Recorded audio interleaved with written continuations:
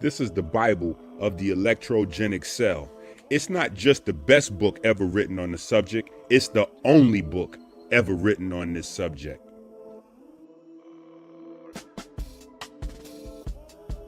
Brought to you by supporters of Christ. Yeah, I got my time messed up today.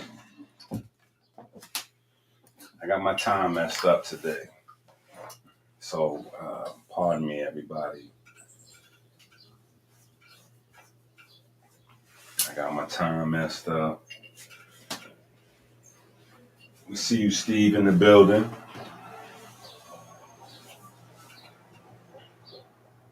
So, the Drake concert was fire.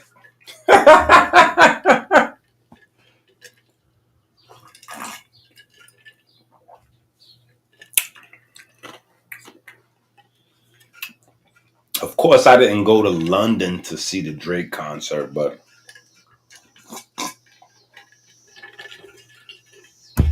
I did see, like,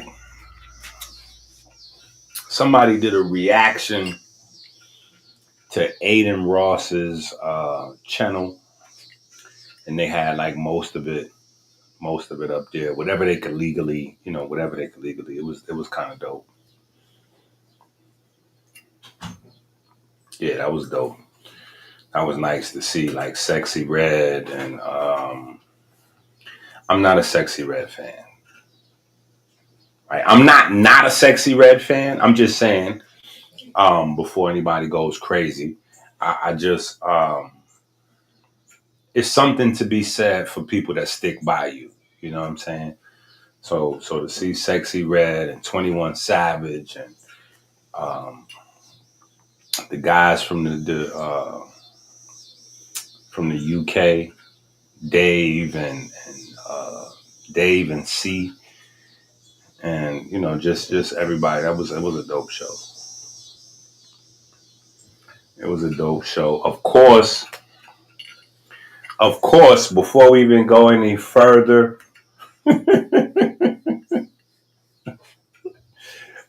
listen, people done hit me up. So don't feel like you got to be the next person to hit me up. We all know where homeboy got the bitters that reverses cancer from. Right? We all know we all know homeboy's stealing the drip. There's no reason to discuss it.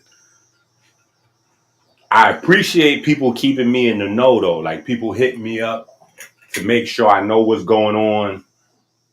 But I know what's going on. At least with that story. Yes, homeboy is definitely stealing the drip. And, we'll see what happens with him. So if y'all don't know, there's a gentleman out there. We're not gonna put his name on the video, so please don't put his name in the chat. But he's making rounds telling folks that he's created some bitters that reverses cancer. And he's basically stealing the Dr. Inky, Dr. Inky, do-it-yourself Dr. Sabi bitters exclusively from American Healer website, right? But I mean,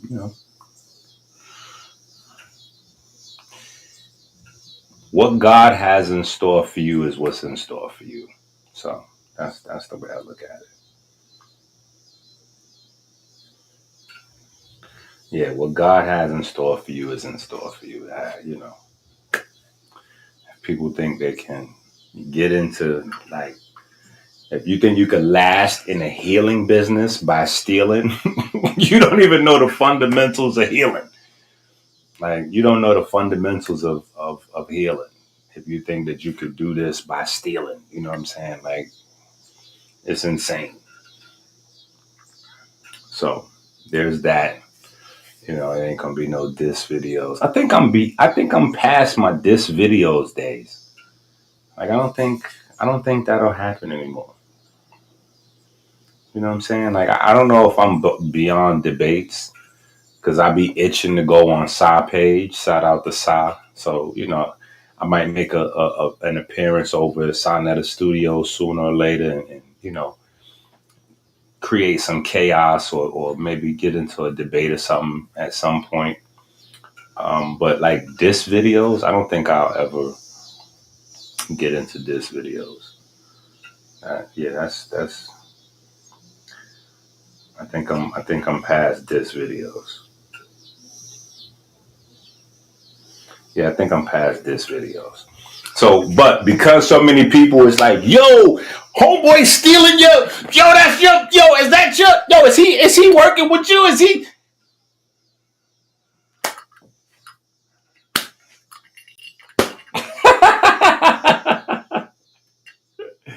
Listen, that was one of the main reasons why we start writing books.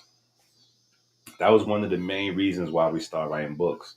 So that as we're doing the research, people are going to continue to steal the information. They're going to, like, it's what it is, right?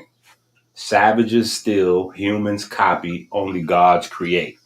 Remember that. That's another original Dr. Inky, savages steal, mortals copy, but only gods create. Right? So, you gotta fall in line wherever you at. So if you're comfortable, you know where you at. Right? But yeah, enough people had addressed it, so I had to like respond. And I'm sure that people will continue to, ask questions or whatever. So we'll have a little response like,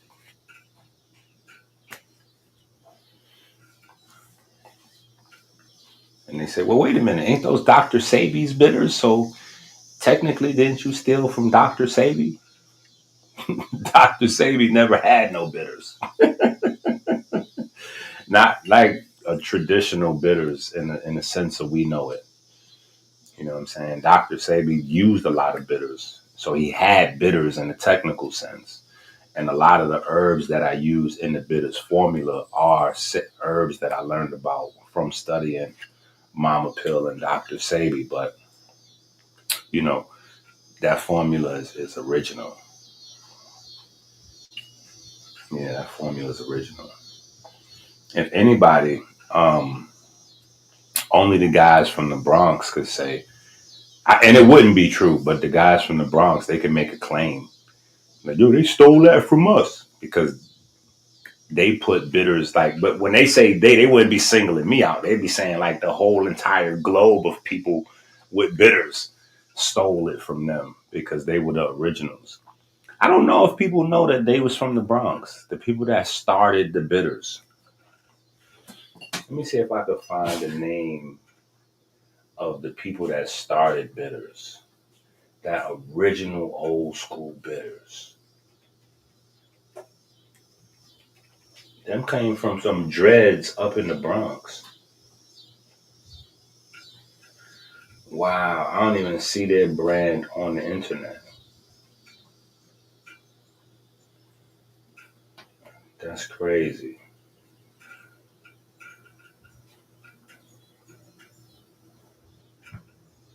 But they come from the Bronx.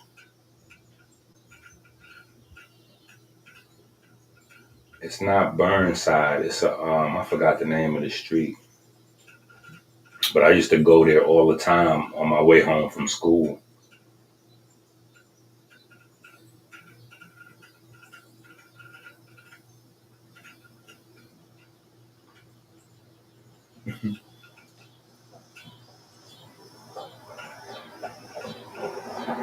Wow, I cannot even find it. They're not even on the internet. That's crazy.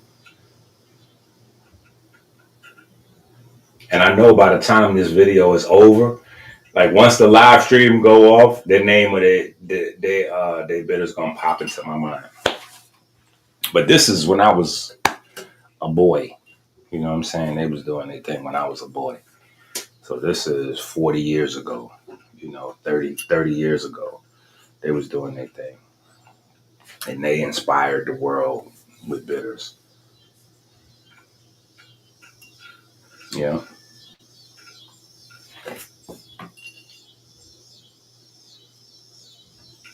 Let's go. Let's start it up. Oh, listen. Listen. Y'all think I'm playing. I don't know exactly when I'm going to try to do that challenge, but some folks sent me some money into my Cash App, and I went and got me some sneakers. I went and got me some sneakers. Now, I don't know why I got. I don't know why I got these sneakers.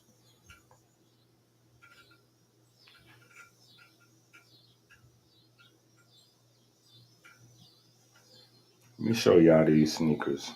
Look at this. Y'all don't see that? Let me see.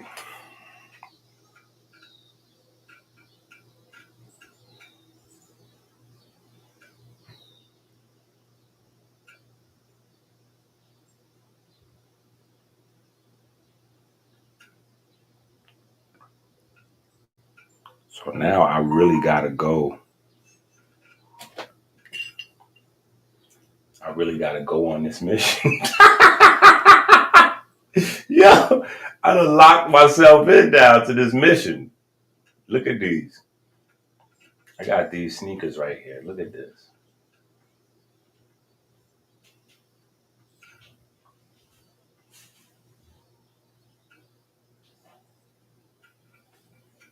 Yeah, these. I got these. Crater Impact. $2,000 these sneakers cost.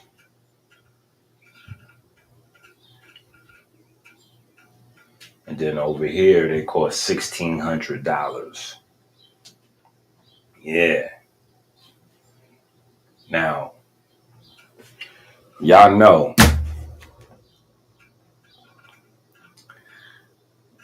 listen, I love y'all support, but y'all know we not at the $1,000, $2,000 sneaker level.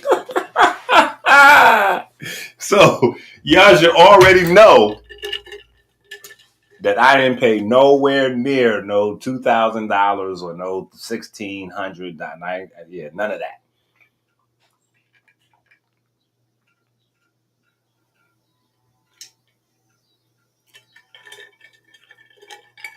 But when I was talking about it, my babies, it was like, Dad, you should try these. These is like vegan. These are like vegan sneakers, Dad.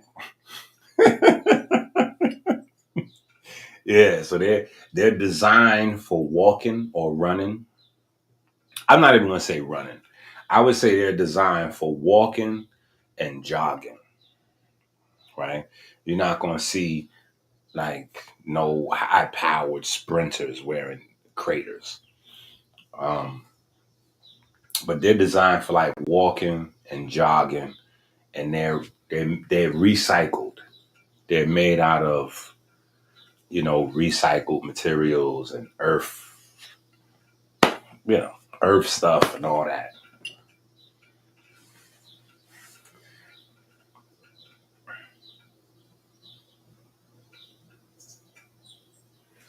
Wow, that's crazy right there. Let's see what we could do with that. Let's see what we could do with that real quick. Hold on.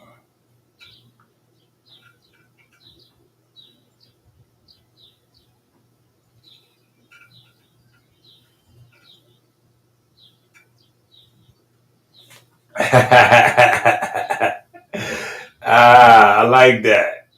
Yeah, I like that.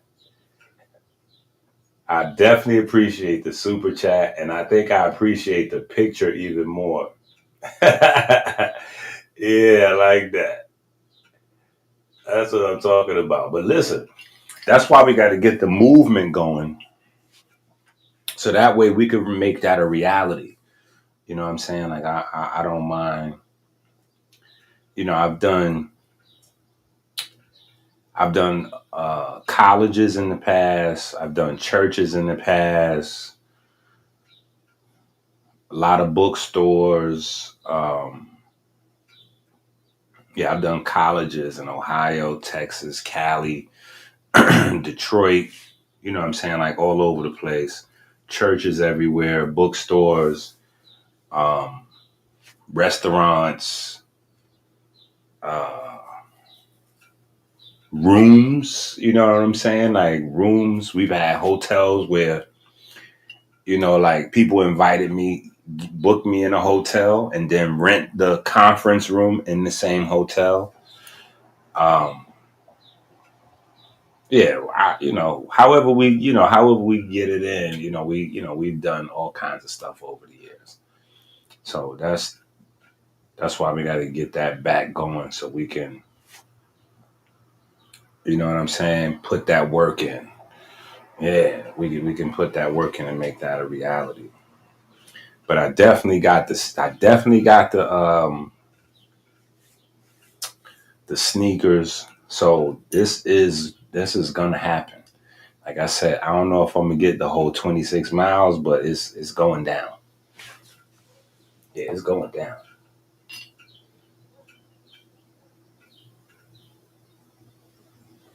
Yeah, yeah, yeah, it's going down. So, all right. So, what we on today? All right. So, in the codex, right? In the codex,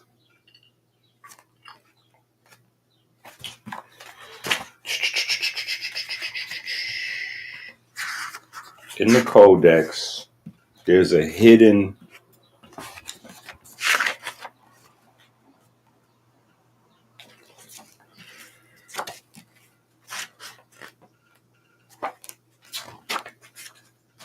All right. If you go to, if you go in the if you go in the table of contents, you're not going to see this because it's not in the table of contents. So that's what I mean by hidden. It's not in the table of contents, right? But in between water in temple training and the gospel of the living temple, right? On page 48. If you open up your codex and go to page 48, you have a section titled Sweat Equity, Paying the Builder's Cost, right? You have a section called Sweat Equity, Paying the Builder's Cost. And we talk about overstrain, neglect, um, sweat in terms of baptism. And we keep that going into the gospel of the living temple, right?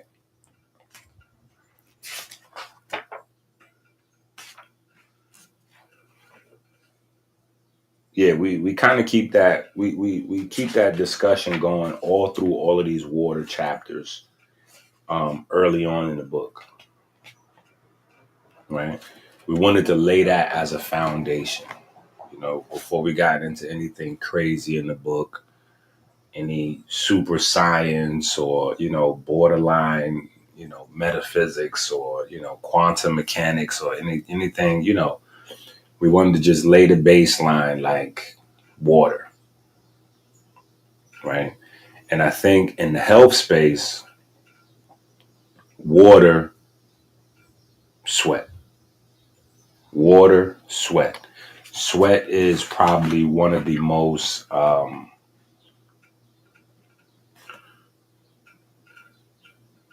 undervalued uh, discussions that we can have, and so I wanted to kind of highlight sweat You know, maybe not to the Dune level. I don't know if y'all all familiar with Dune, the movie and the series, but maybe not at the Dune level. You know what I'm saying? But definitely wanted to highlight sweat because it's important. Remember, um, this is, I don't know how long ago this. Time just is not the same for me as it is for everybody else. It's a while ago. We were talking about when we first started the conversation about how the institutions are creeping over, trying to colonize the melanin conversation, and they've created a few different algorithms to suppress what we got going on, right? The quantum mechanics conversation or biological quantum mechanics, using chlorophyll almost as a Ponzi. And then on the other side, you had the whole new thing with transepidermal water loss, right? Which is a whole entire field of health and medicine and treatment and blah, blah, blah. But it's centered around metabolic illness, which is the foundation of modern disease, being rooted not in the organs and the glands, but in the health of the skin and the water, right? So that's why transepidermal water loss and your rate of transepidermal water loss being a predictive measure to,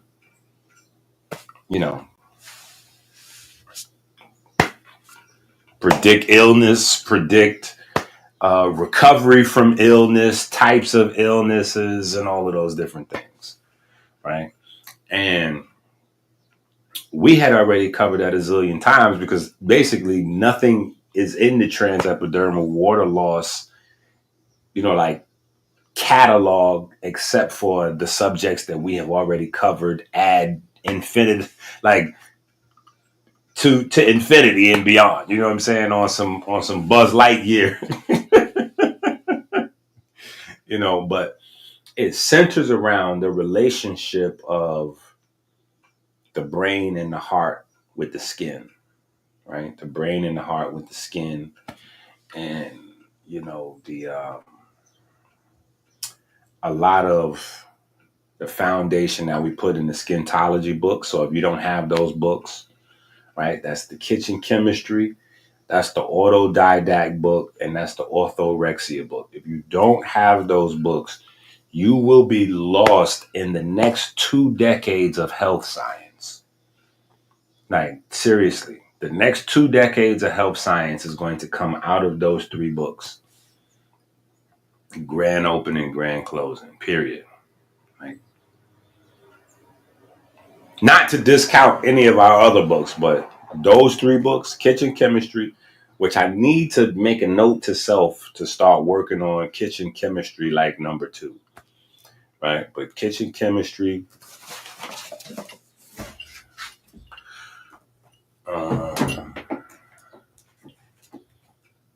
let's get a note to self. Kitchen chemistry 2.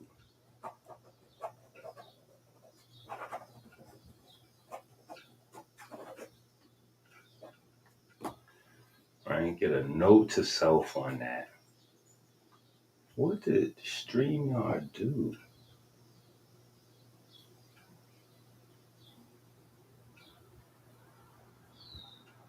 They done did something to the video. They done changed up the whole format in StreamYard. StreamYard just be having way too much time on their hands. What is going wrong with the video? Holy, something's going on with the video.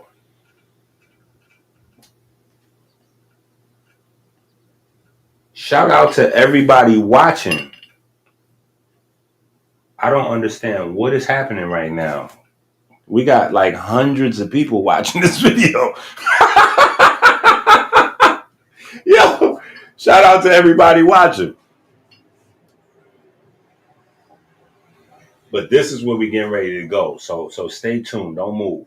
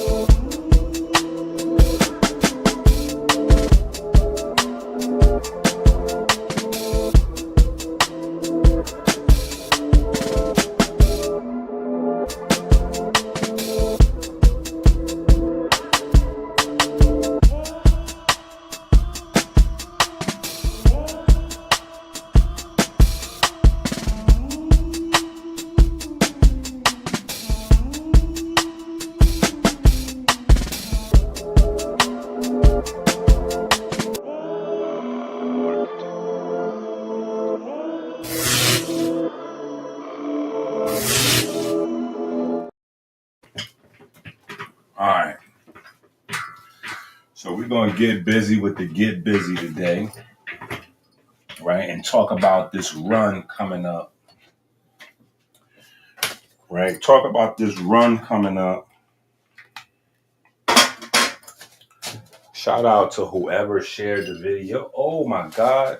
Something, I don't know what that is. Thank God for it though. Thank God for it. That is amazing.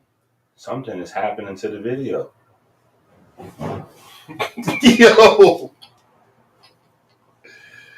Yo, the video, the people keep tuning in. This is crazy.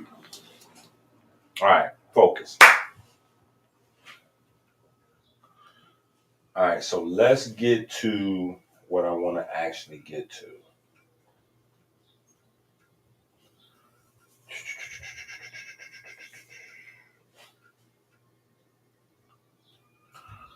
All right, so a couple of things before we go crazy and start talking about. I just want to highlight this term, right?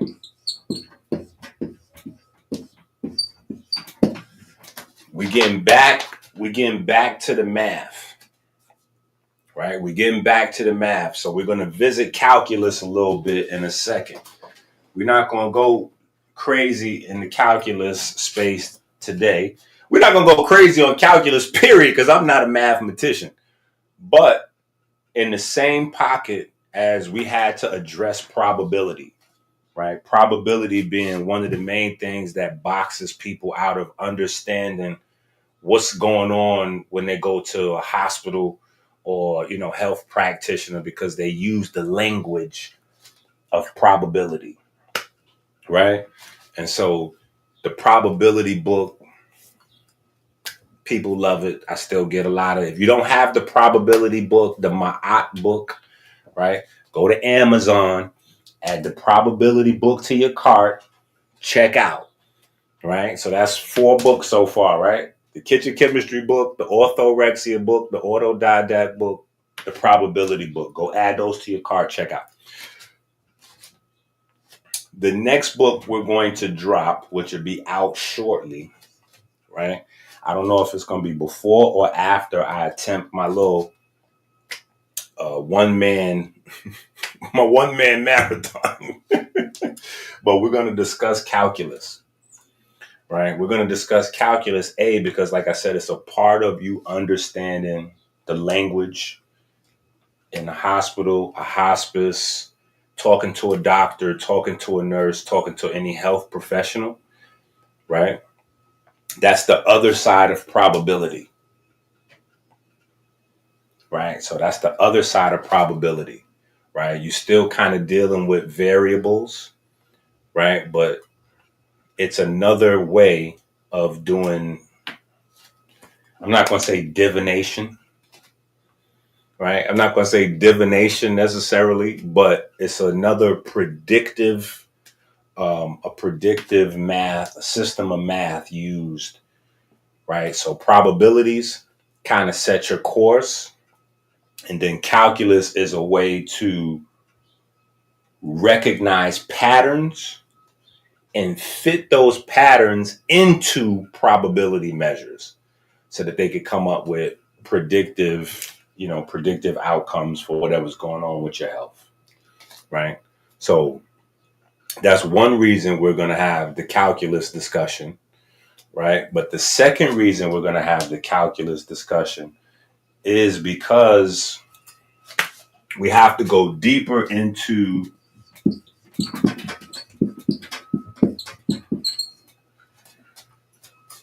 yeah, see, that's good.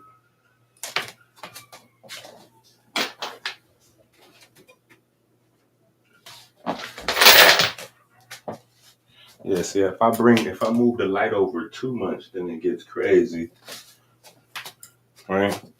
But cardiac melanocytes, right? This is my graffiti writing my name in graffiti on the wall. This is my graffiti, this is my graffiti handwriting, right? Cardiac melanocytes. So we are actually at a whole nother level with our understanding, finally, of cardiac melanocytes, right? So we have pin that down, and we have the breakdown of what cardiac melanocytes are doing in the heart. What is their relationship to the QRST complex, et cetera, et cetera. And the craziest thing is, it is calculus.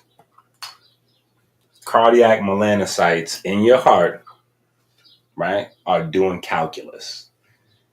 Craziest thing ever. Craziest thing ever. Like, cardiac melanocytes are doing calculus, right? And you would never guess what cell group they're working with in your heart to keep that electromagnetic wave smooth. So, the next book is going to be, it's going to be crazy. It's going to be exciting. It's going to be fun, right? It's a lot of good stuff in there. At least I'm enjoying myself putting it together, right? Because for a long time, remember, if you go back to Richard King and Dr. Africa and T. Owens Moore, he's a professor, he might still be a professor down in Morehouse, but his book was like one of the most early influential books on melanin that there was. T. Owens Moore book, Carol Barnes, but T. Owens Moore book probably influenced me more than any other folks' books. And back in the days when those books were circulating, when people were saying that there were melanocytes or melanin in the heart, that was like, that was like almost Comedy Central. Like, that was a very romantic, that was like a romantic, militant kind of like idea, right up until the point where it was proven that there's cardiac, there are melanocytes in the heart that are heart based. They didn't travel there. They didn't get there by mistake. Like, everybody's heart, has cardiac melanocytes, and now it's, scientific journal documented, and, that was kind of a big thing in and of itself. There wasn't really much understanding on what it is that they do for a while. And then they got hot. They got hot, like dudes in the neighborhood. They got hot. You know what I'm saying? Like, oh yeah, we know what the cardiac melanocytes are doing. They're responsible for arrhythmias and potentially cardiac arrest and blah blah blah. So when you look them up, a lot of times they're associated with arrhythmias, but that's not even the full story. The full story is calculus, right? The full story is these are mathematicians. They're doing calculus 24 hours a day, 7 days a week in your heart. That's what these cells are doing. It's crazy. It's crazy. And whenever they get an equation wrong, If they get an equation wrong, arrhythmia, cardiac arrest, potentially, right? But think about that. Think about how many people there are in the world and how few times arrhythmias happen or severe, like dangerous arrhythmias or cardiac arrest happens.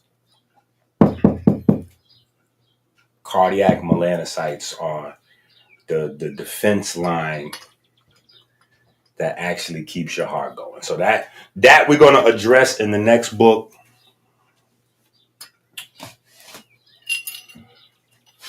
That we're going to address in the next book. That's coming soon. Coming soon to a theater near you. Coming soon to an Amazon. Coming soon to an Amazon cart near you, right?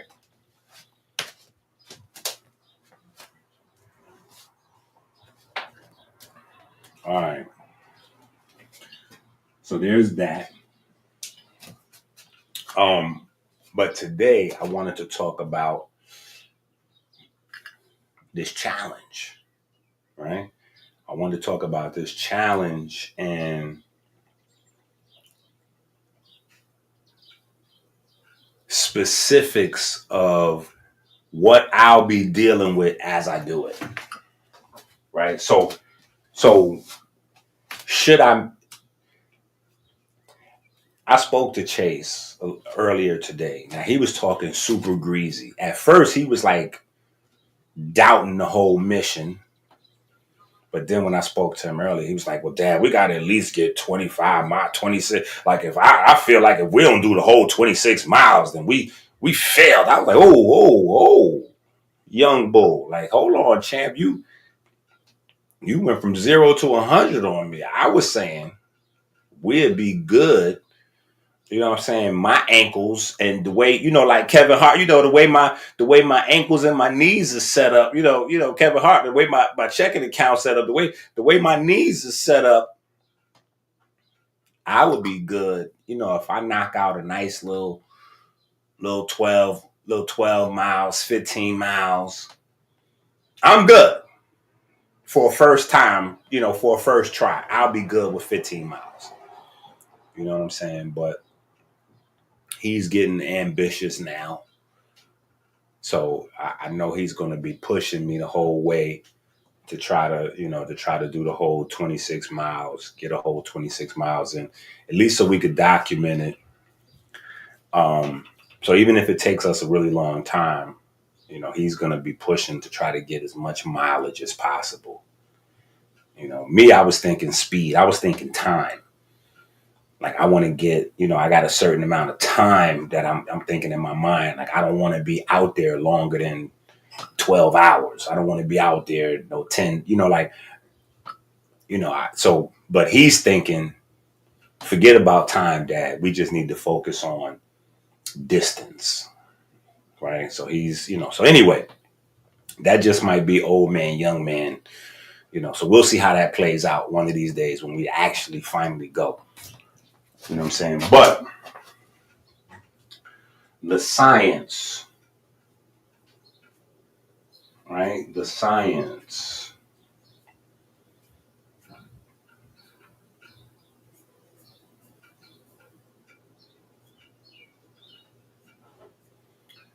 That's what I wanted to get to.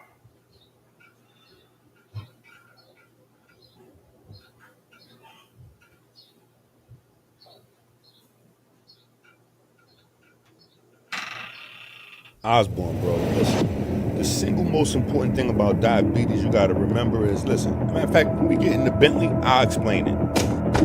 Thank God Jimmy sent us this Bentley. Listen, wait. Ooh. Get us to the mansion. Get us to the mansion.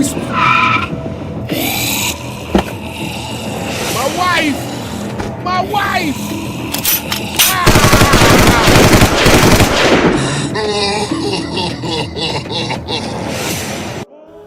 From the crown of thorns to facial chains and diabetes, you have never heard this much knowledge before in a zombie story. It could only be quantum entanglement with the big homie. Right. So one of the things we did, and I just want to kind of walk through some of it. Now, remember when we did the carbon edition, that was Melanin vs. Diabetes, book 4. So that book is still on Amazon. If you don't have that book, go get that book, right? Melanin vs. Diabetes, book 4, the carbon edition. It has the big C on the front of it, right? We're talking about the tricarboxylic acid cycle, protein, seaweeds or algae, phycology. You know what I'm saying? We're talking about, but in regard to today's conversation, one of the things we started discussing in that book was like the energy cycle, right? So when you start exercising, you start with, phosphocreatine, and then from phosphocreatine, or actually you start really with water, really, right? Water, phospho, or cellular water, phosphocreatine, and then you move up the cycle, glucose, ATP. Then once that runs out, you start moving into fatty acids. And we kind of had that conversation, at least a preliminary version of it, right? What I did in the book that's dropping, and this is basically the teacher's edition. So the cardiac melanocytes, the calculus, all of that's going to be in the teacher's edition. So remember, we have a little tiny like pamphlet size. I think it's like 100 pages.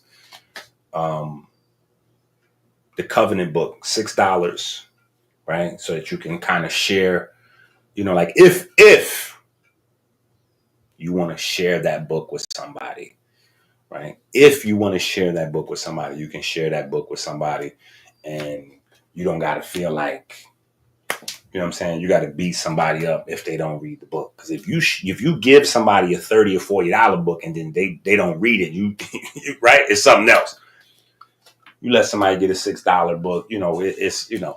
So this is going to be the teacher's edition of that book, right? So almost like the textbook version of that tiny book, right? And this book is probably going to be somewhere in the neck of the woods of maybe 400 or 500 pages, something to that effect, right? But it's going to go, we're going in, right? But anyway, at some point, one of the chapters in the book is going to lay out kind of an extended walk or, jogging session, right? Because we've been talking about everybody getting there. The goal is 10,000 steps a day, which for people that don't know, 10,000 steps a day is 5 miles, right? So that's the goal. Get your 10,000 steps in, or give or take just about 5 miles. That's the goal, right? And I don't think I really thought about it much until Tika said something the other day, right? Might have been yesterday or something, but I haven't really given much thought to people that get their whole 5 miles in every day at one time. Yeah, because that's not really the idea, to get 10,000 steps in at one time, right? If you're getting 10,000 steps in at one time, you're jogging, like you're going jogging. That's, even if you're not jogging, you still went jogging. Like you jogging, just in case you don't know, you went jogging, right? So I felt like, since we about to do a challenge, and obviously there's people out there going above and beyond what our expectations was, like Tika, like Osborne, etc. A breakdown of what's happening would be beneficial, especially as you, right, get out there and you're trying to have this conversation with some other folks, right? You get out there and you're trying to have a conversation with other folks. It'd be good to have that, have that knowledge in the stash so you can kind of break that down. So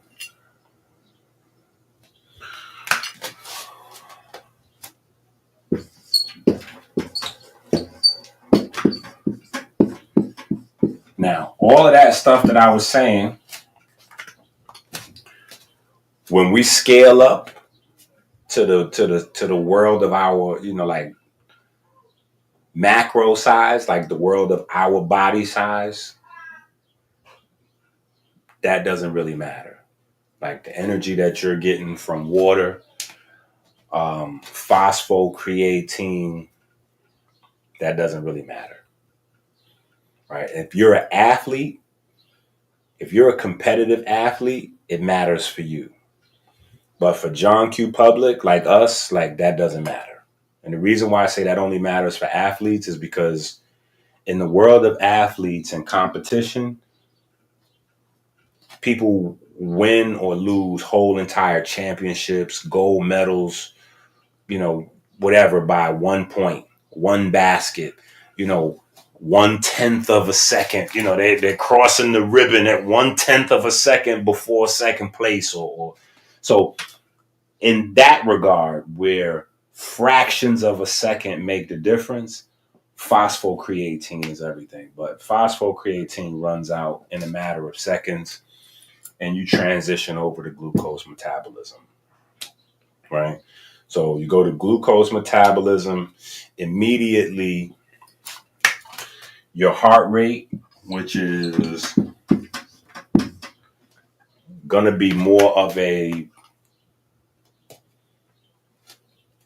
as we get deeper into this conversation, right? It's always the biggie, kick in the door, waving the 4-4. All you heard was Inky, don't teach him no more. I don't know. But when you initially, have a idea, a topic, some research, or you're introducing a new concept, there's a period of time where it's like, boom, you just introducing, you kind of kicking in the door with it, right? So that's what we've been doing.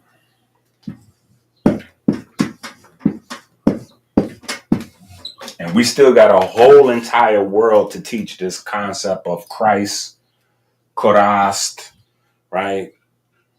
However you choose to pronounce this, right? But we're going to start by leaning in on two things, right? And both of these things we're going to lean into in the next book, the Teacher's Edition, that'll be out. Heart rate, right? Heart rate or resting heart rate. So heart rate, you'll see HR, or if you see RHR, that's resting heart rate, right? The resting heart rate is the important thing. So maybe I should put the R up there, right?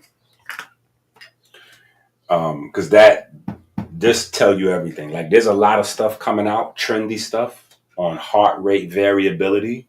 They're talking about what happens in between beats or what happens in between these electromagnetic waves, right? But just the speed at which these waves happen, right? So I think it's putting the cart before the horse, right? Especially when people don't really know what any of this is. You got people on the internet talking about heart rate variability and they don't know what this is, right? They don't have any idea about this electromagnetic wave. People think, most people, because I'm out talking to folks now, you know what I'm saying? So most people, they think that this, like they're familiar with like the EKG or the ECG, the electrocardiogram, like the machine in the hospital, boop, boop. They believe that that's like a fake thing. They believe that electromagnetic signature or the sine waves that you see on those machines, the readouts, they think that that's just a readout of the heartbeat. And I know some of y'all watching right now might be like, wait, that is just a readout of the heartbeat. No, no, no, no, no, no. What those machines are doing is giving you a representation of the actual electromagnetic wave that's inside your heart. That's what I need y'all to really like fully grasp. This is a actual set of electromagnetic waves, particularly the R wave, right? That determines everything going on in your body, right? So it really is a electromagnetic. There's really an electric current that's like zzz, zzz, zzz, zzz, like that's actually something happening inside your heart, right? So the speed at which that happens kind of determines everything going on in your body. The speed at which it happens when you're not doing anything is very important because it tells you how healthy your cardiovascular system is in general, right? So, you can get you an Apple Watch. You know what I'm saying? When Apple Watches first came out, they was like $1 zillion. But now that, they done went through mad different, series and phases of Apple Watches. The old Apple Watches are less expensive. I ain't gonna say cheap because they're still high quality electronic devices, but you can get them for, inexpensive on Amazon or in the neighborhood, just little electronic stores that sell used or refurbished, you know what I'm saying? You could just grab you one of them, or you could grab Fitbit, or I don't know, it's a couple brands out there that have watches that'll keep track of your heart rate, right? But typically the natural number is 60, right? It's the second, right? The second hand. You should be able to set the second hand on your watch by your heartbeat, right? If your heartbeat is 70, 80, 90, 100, you got stuff going on. Now, you might need to go to the hospital to figure out the specifics of what's going on. Is that hypertension? Is that diabetes? Is that triglycerides? Is that I'm just a fat? Is that too much Netflix and chill happening? Right? It could be, So we're going to pay more attention to the heart rate, right? I get crazy and start.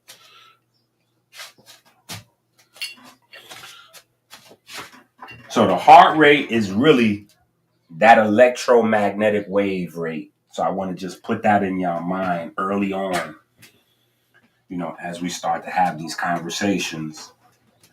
That's what your heart rate is. Traditionally, the heart rate is taught as the heartbeat, right?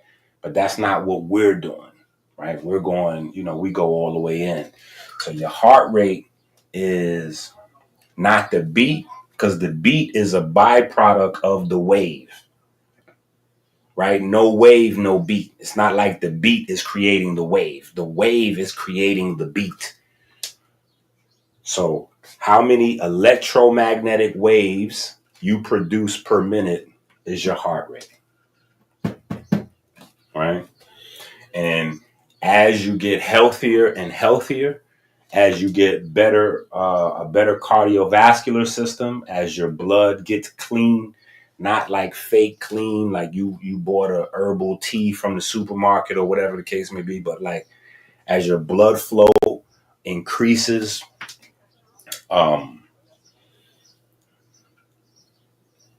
as it increases its vorticity, right? As it increases its strength, its magnetism, your heart rate will go down. Your heart rate will go down. My resting heart rate is usually between 55 and 65 all the time, right? 55 and 65. Now, pressure, stress, then it might creep up a little bit, right? But typically I'm somewhere around 57, 58, You know, and I like that. When I see 5'8", because that remind me of the street, you know, my neighborhood, Hump 58, that I'm like, okay, yeah, I'm still from Hump 58. Anyway, the first 30 minutes, I'm saying all that to say, right? I got to remind myself to get back to it. In the first 30 minutes,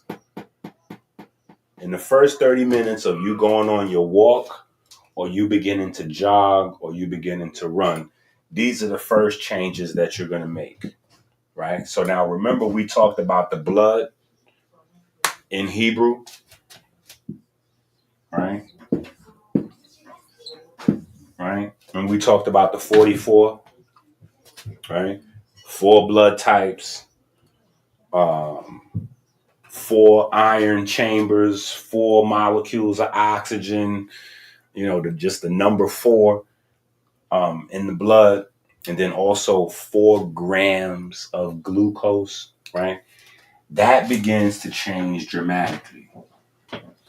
So immediately you got to know, soon as you start exertion, it's not just glucose, right? It's not just glucose, it's the entire glucose system, right? So it's the pancreas, it's the liver, right? Immediately, as soon as you start going on your walk, it's the pancreas, it's the liver. This is why I'm explaining this in detail, so hopefully we can understand how impactful this is for our long-term health.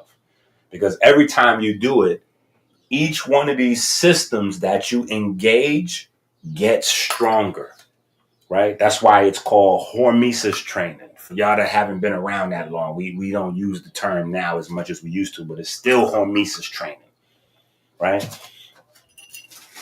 Right? I don't know if y'all got these. Yeah. Those are the hormesis training hats. We got to figure out some way to give them away. But it's still hormesis training, right? You when you put your body under stress in intervals, because your body is based on crystal structure, right? When you put your body under stress in intervals, your body adapts to the stress and learns how to, like dissipate the pressure, convert that pressure into information. That's literally what piezoelectric crystal does, right? When you put pressure on a piezoelectric crystal, it dissipates the stress and converts that into information or digital signal or electricity. So your entire body is built that way. That's the essence of why exercise works. So your glucose, and that's not just like burning sugar, right? Don't jump on me. I almost got jumped the other night in Hotepistan. I said burning sugar, burning fat, or burning sugar. They was like, Angie, what you said? I'm hitting y'all with the air quote, so we know that we don't really burn anything, right? We produce electricity, electrogenesis, right? But the entire system, right? It's not just converting sugar into electricity. It's the liver, right? Glucagon. It's the pancreas, right? The beta cells. It's the entire system working. And that all works based on calculus. Right? You have little mathematicians all spread throughout your body calculating patterns and calculating adjustments and figuring out things that your body needs to dissipate these forces and these pressures that you're putting on your body, right? So if you don't know, calculus is the math of change, of patterns, how things change over time, right? It's a predictive. So anyway, glucose metabolism happens in the first, 30 minutes. Your heart rate goes up, right? Your heart starts pumping, right? Because you're now moving blood. Depending on how long you keep going, your kidneys might get involved, right? Your kidneys might get involved, and talk to your bone marrow. This not everybody, not every time. So, I didn't really go delve deep into it in the book, but I'm just telling you now, your kidneys may get involved because your kidneys is the ones that primarily talks to your bone marrow and says, we need some more blood, right? So the kidneys will start the process of producing EPO, which is the steroid that Chael Sonnen accused LeBron of the unthinkable, right? He said LeBron was on steroids. He was talking about EPO, which is basically, your body makes it. So that may happen. That's more so people who are extremely out of shape and people who are extremely in shape. Us in the middle, probably you don't have that going on until you get to extended levels of exercise, right? All right, so heart rate, and then you know what? We're just going to do BR, right? We're just going to do BR, breath rate, right? Like in Kemet, Nefer, windpipe, heart, right? The breath and the heartbeat, the heart rate, that electromagnetic current goes together, right? They go together. You don't have one without the other, right? You don't have one without the other. They go together, right? So as the heart rate goes up, the breath rate goes up. As the breath rate goes up, the heart rate goes up. These are intertwined. It's like electric field produce a magnetic field produce electric current. Like those, they're intertwined, right? And what happens is,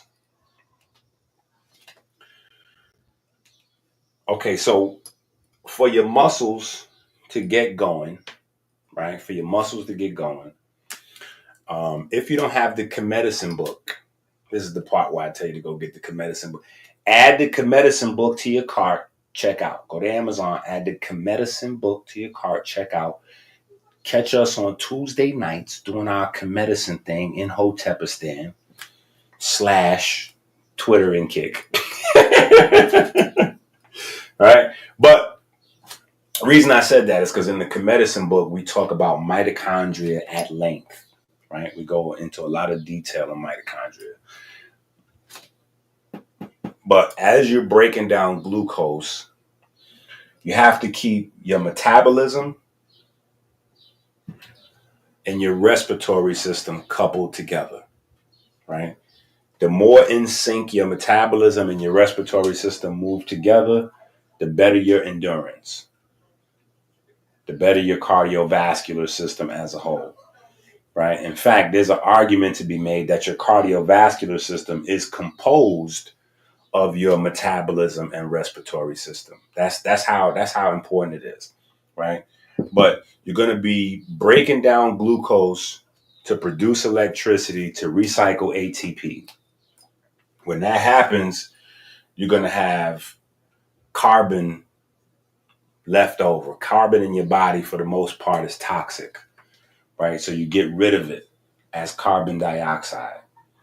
So for each carbon that you have left over, and you have 2 carbon atoms left over for each glucose molecule you break down, right? Which means for each glucose molecule you break down, you need 4 oxygen atoms to get rid of those carbons. Each carbon needs 2 oxygen, so you can make CO2, breathe that out, right? Breathe that out. So the more sugar you're breaking down for the demand of your walk or your jog or your run, right?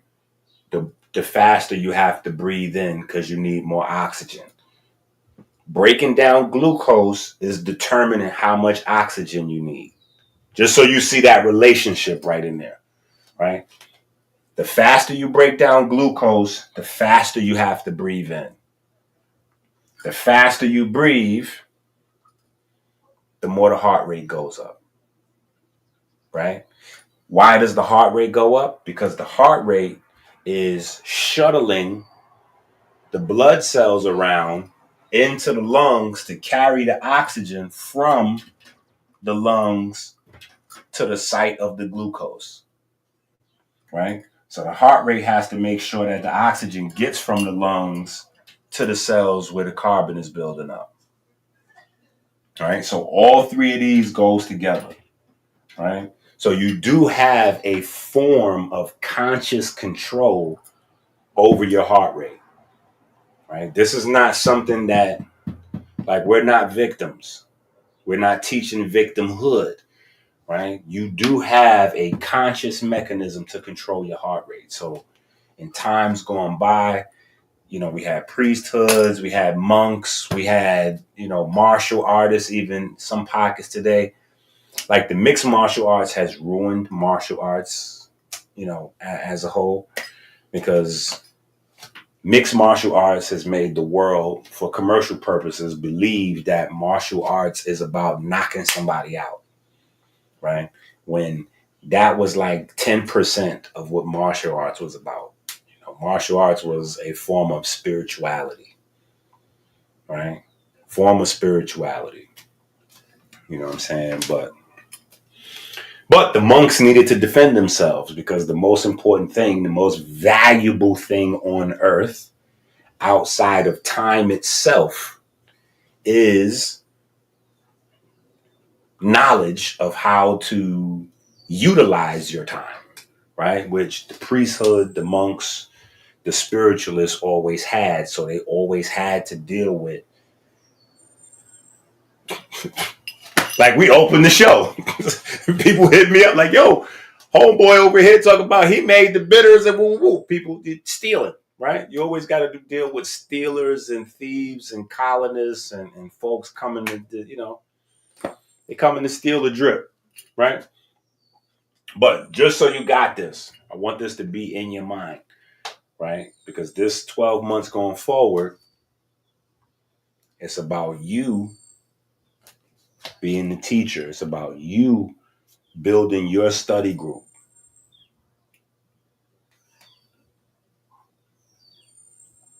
Why is that bird like right outside the window whistling? If you can hear that, that's a bird literally right outside my window whistling. You know what? Let me not even front. Like, I don't know why. It's because I'll be whistling back.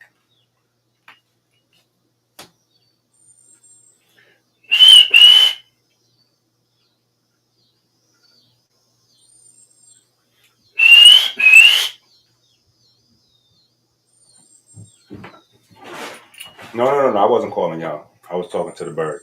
Oh. All right, hit the road for y'all stuff. So. Yeah. See, I be into some nerdy. I be into some geeky stuff sometimes. See, my children come. They know I have a whistle for them, but sometimes the birds they be mimicking. Yeah. So anyway. As you're out and about, this is an important relationship. Glucose, breath rate, heart rate, right? You can control your heart rate with either one of these things, right? With your exertion level, right? Exercising, but also your breath rate, because you don't have to exercise to do some different things with your breathing patterns, right? And this is where you get folks doing like the yoga breathing and the fire breathing. And then you got folks doing like the cold, cold water therapy, but they do it through the breath, right? They build control of the breath to control the body's like thermal regulation, build the body's internal heat up, right? That's happening by being able to speed up or slow down your breath, which controls this process, right? If you master your breath, you master the heart rate and glucose metabolism, right? If you're able to slow your breath down like some of the monks to extremely slow levels, you slow down glucose metabolism, right? You slow down the heart rate. So all of these things are right? Linked together. Okay. And then branching off of these, I should write this differently. Right? I should write this differently. So we're gonna do this like this. We're gonna do glucose rate, heart rate, and then we're gonna do breath rate, right? And then branching off these three, then we're gonna go into ion,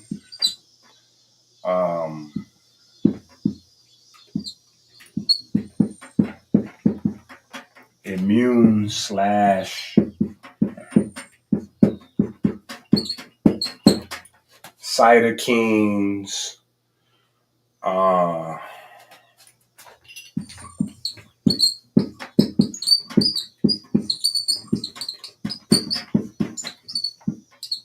and then neurochemistry, right? So in the first 30 minutes, your entire body gets active. In the first 30 minutes, your entire body gets active because this right here, glucose rate, heart rate, breath rate, that's pretty much your biochemistry, right? And then once we add in ion rate of exchange, right? Ion rate of exchange, we add in all of your immune cells and cytokines and their activity, and then we add in the neurochemistry. It's a full body experience. This is what your ancestors would call spirituality right here. Not mythological foolishness about chakras or other, like crazy stuff. This is what they would call, right? Because you have two parts to your body. You have the physical, tangible part of your body, and then you have the invisible part of your body, which includes the energy that animates your body and the information system, right, which allows you to think and process information, and all of that's a part of the invisible part of you. That's the spiritual part of you, right? The invisible, not tangible stuff, but we know it's there, right? We know it's there, right? So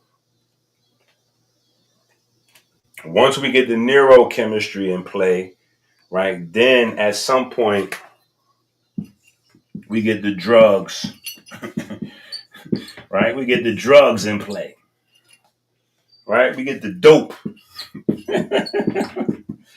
We get the dope to start moving, right? We get the dope to start moving, right?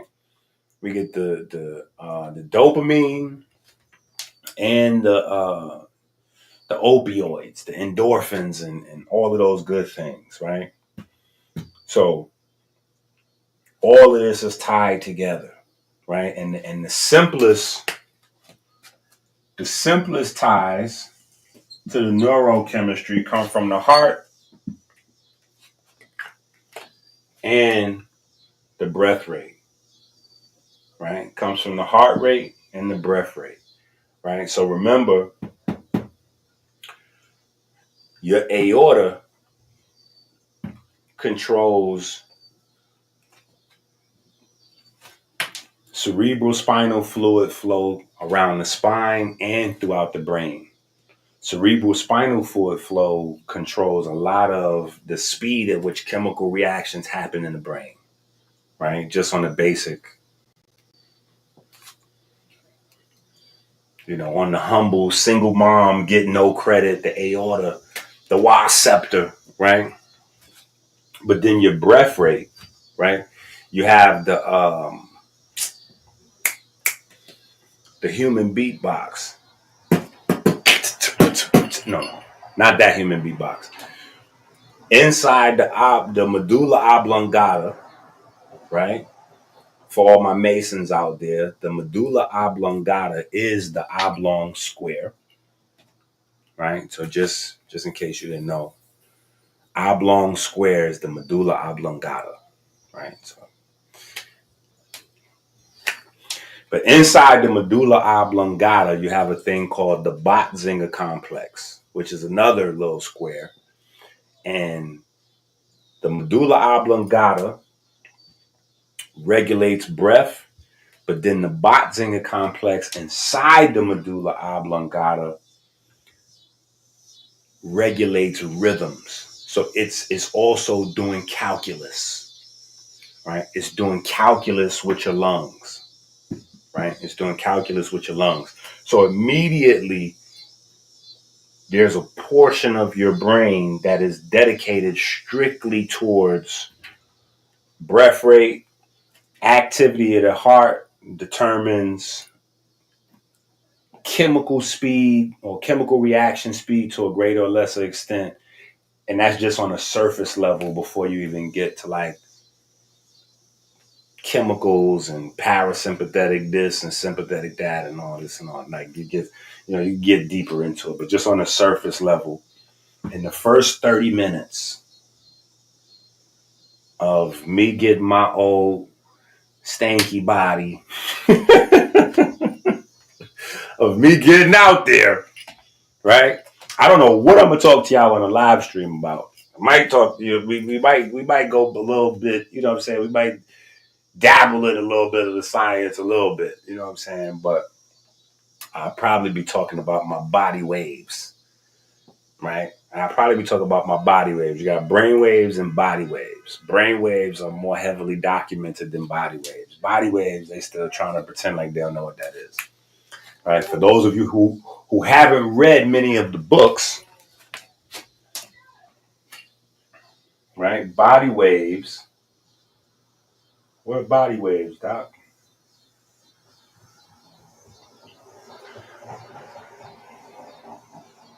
I am the mind, but not the brain alone. I am the sum of fields. I am the choir of cells. I am the memory of transformation. For know this, disciples of Christ. Each cell is a temple. Each cell a well of water, a scroll of fascia, a current of breath. And each cell holds a magnetic field born of the currents within. Ions flow, electrons spin, light pulses, energy transforms, and with each transformation, information is born. Energy does not move without leaving a trace. Voltage across membrane births magnetic field. Movement of charge weaves electromagnetic memory. This is the sacred law. When energy transforms, information emerges. Every mitochondrial pulse a record, every ion channel flicker a signature, every breath a waveform written into flesh. Thus, the magnetic field of each cell holds this memory, not static, not frozen, but living, dynamic, coherent when the temple is tended, and the choir of these fields across trillions of cells constructs the mind. Your thoughts do not arise from neurons alone. They arise from the interaction of these fields. They are the symphony of your energy transformations. They are the song of your Christ wave as it echoes through your temple. This is the Bible of the electrogenic cell. It's not just the best book ever written on the subject, it's the only book ever written on this subject.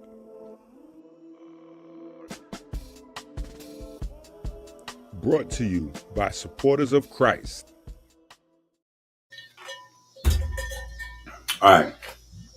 So look, this is the first 30 minutes, right? This is the first 30 minutes. Now, when we get to the second 30 minutes, right? Everything kind of stays the same, but it changes. That don't even make no sense.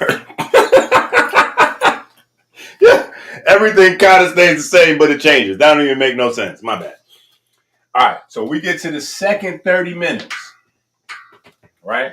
This is the warm-up 30 minutes, right? From zero, right? You just kind of like trying to stretch them hammies out a little bit, stretch them calves, right?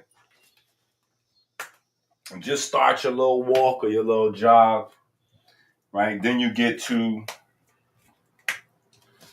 the second, right? 30 to 60. When you get to the 30-minute to 60-minute space, right? That's when the glucose rate begins to phase out.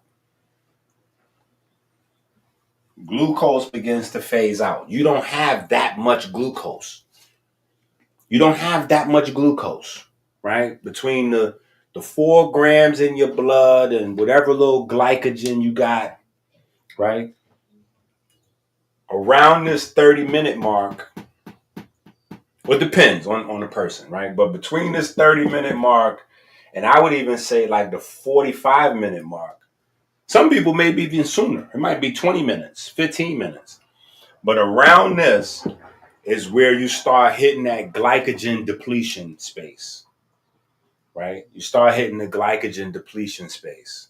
So your brain might start messing with you because you might start releasing melanin concentrating hormone, right? That just depends on how disciplined you are, right? If you have a really strong discipline already created, you know, the melanin concentrating hormone might not really mess with you like that, right? But if not, right, this is right around the time when your stomach start talking to you. You think it's your stomach. It's not really your stomach.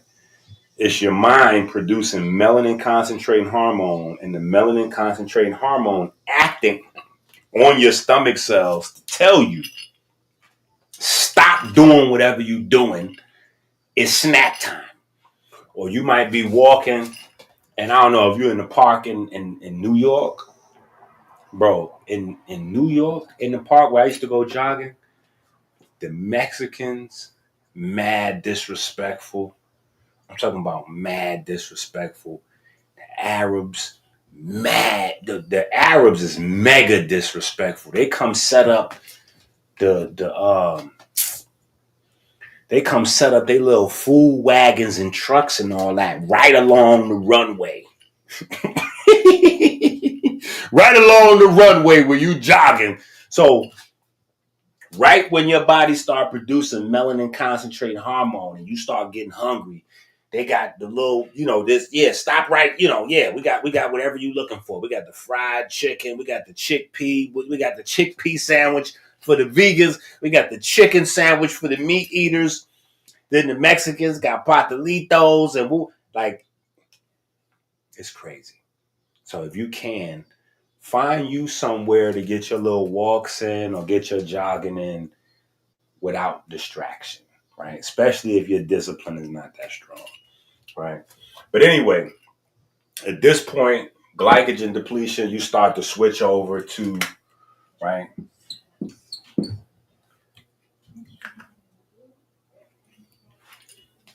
Maybe that's not good. FR.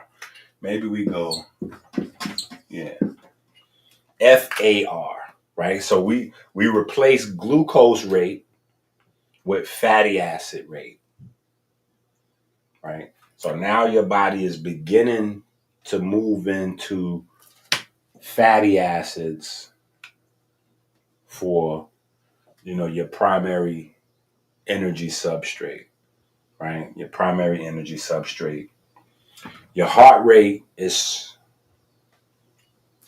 starting to skyrocket, right? Well, again, it depends on how in shape you are, right? Because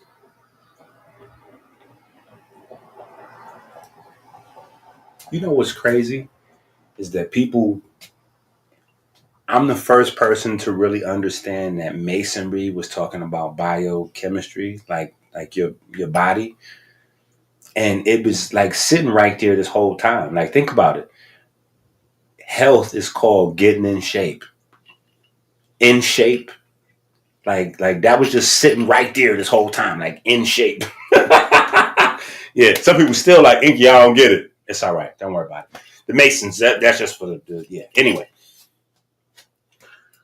but depending on how in shape you are, right, determines how much stress your body can take, right? So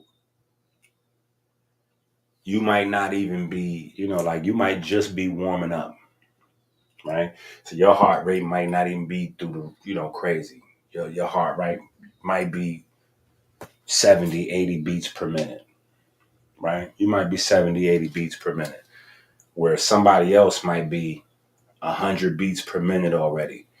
If you 30 minutes into an exercise and your heart rate is if you're 30 minutes into a light jog or walk and your heart rate is over 100,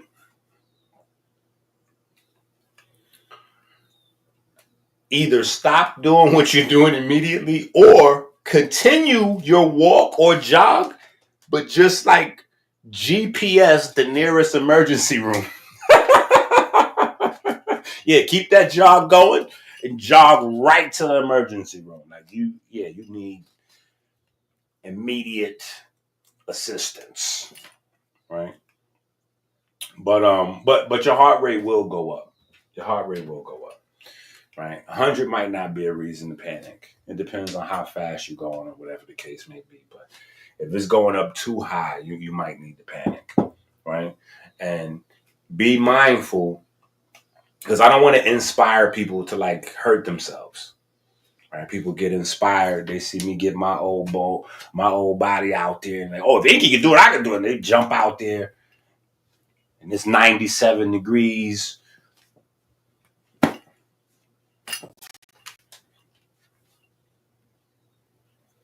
Be mindful of your conditioning, the weather. What is going on my StreamYard? Something is going crazy. I'm gonna take a picture of this so y'all can see this, so y'all can understand what's happening. I don't know what this is. We're gonna find out later, but this is crazy. Let me share this so y'all can see what I'm looking at. I don't know if y'all can see it. If y'all watching on YouTube, I don't know if y'all see that. I know it's probably Hotep Jesus doing something. I know that's what it has to be, because otherwise I don't know what that is. Look at this. Y'all see that? This is how many people's watching the live stream right now. Yo, I don't know what that is. I don't know what that is. That's some, I don't know what that is. That might be YouTube made a mistake. They thought we was talking about, maybe because we talked about Drake concert. I don't know what that is. It's either we talked about Drake concert or Hotep Jesus did something. I don't know what that is. Thank God for it, though. Thank God for it, though. Whatever that is, whatever bringing more people to come listen to us for the day, right? Yeah. So now y'all know what I'm saying. Like, what is that? That's what it is. That I know that's what it got to be. Yeah, I already know. HJ done did something on the intro. He done did something. Hotepistan is going crazy. No, that's not. No, that's really how Twitter is. Hotepistan is deep on Twitter. Hotepistan is deep on Twitter. So, but anyway, so in the second half hour, you're going to start switching over to fatty acid metabolism. Your heart rate is going to go up, which is a part of fatty acid metabolism because your heart prefers fatty acids, right? Your heart prefers fatty acids. And depending on your conditioning, your chest may start hurting, right? Your chest may start hurting. This is the point where your chest be burning. Some people, depending on, especially if you're a smoker. If you cigarettes, Black and Milds, blunts, if you in this space here, yeah, your chest is on fire right now. Yeah, your chest starting to burn, right? Because you done went through all of that glucose, right? You done went through all that glucose, and now you're getting that burning sensation in your chest, right? Yeah, that's inflammation. That is actual inflammation, right? And the more clean your lungs get, the less you'll deal with that. the less you'll deal with that sensation, right? But typically, the more tar and, just gunk that you have in your lungs, the more you got to deal with that sensation. And it's a very dangerous thing. But, I'm from the neighborhood, so I know what it is. We get introduced to cigarettes very young. Unfortunately, for most of us, we get cigarettes from our parents. We see cigarettes, our parents with them. It looks cool. Our parents is lazy bums. They sitting on the couch. They sends us with the ashtray to the bathroom to dump the live, it's like one or two live cigarettes, or it might be a joint in there, or, whatever. So we get to the bathroom. So, we get our worst habits from our mothers and our fathers. Right? Unfortunately, that's just how it is. But I'm saying that to say, if we embrace that, right, your children can get their best habits from you. The same way we're liable to get our worst habits from our mother and fathers, we're also liable to get our best habits from our mothers and fathers. So if your children see you reading, if your children see you writing, if your children see you exercising, doing push-ups, or whatever the case may be, that's going to be the thing that they'll just pick up. They'll pick up those things, right? You send them to put your cigarettes and your joints and your blunt clips in the bathroom and whoop whoop. They will get to the bathroom and try to, they're going to try to sneak and do something. They're going to try to sneak and be you, right? So if being you means reading, they're going to try to, when you're not around, they'll be like scribbling in your books maybe, or whatever the case may be, because they'll be trying to be you messing with books, or they'll be trying to be you messing with your laptop, or, but, those, if you leave a little liquor around or something, they're going to try to be you and get a little sippy, right? All right. So anyway, second 30 minutes. We do have some new players. Okay, we have some new players in the second 30 minutes. Okay, we have some new players in the second 30 minutes. Right? So remember these guys. They're still in play. Right? If you're at home and you're taking notes, then you Gucci. I ain't got to worry about you. Right? You Gucci. I ain't got to worry about you. Right?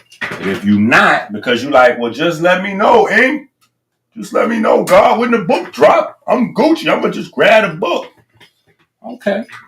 Now you just grab the book. The book will be out in a couple of days. Right? We got some new players to the game. Right? As the heart rate goes up.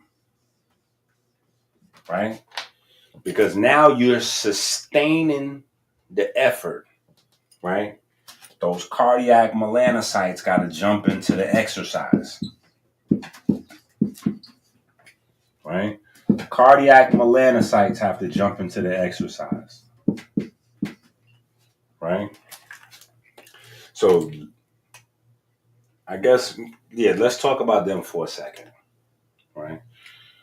So, one of the main things that they're doing, which is why they play such a role in. So, the cardiac melanocytes are like music producers. Right? Music producers. Right? Not music producer like I just got a keyboard and I'm making beats. No. That's the SA node, AV node. The AV node and the SA node, those are the young producers, the young talent, right? They're actually generating the sound and the beat. Like they're generating the electric wave, right? That's what they're doing, right? When you see the big name on the credits, like the executive producer of the music, that's the guy who organizes the music, like the conductor, the maestro, right? That's what cardiac melanocytes are responsible for, right? So remember, we already discussed the basics. Right? Go back to your electrician manual series, right?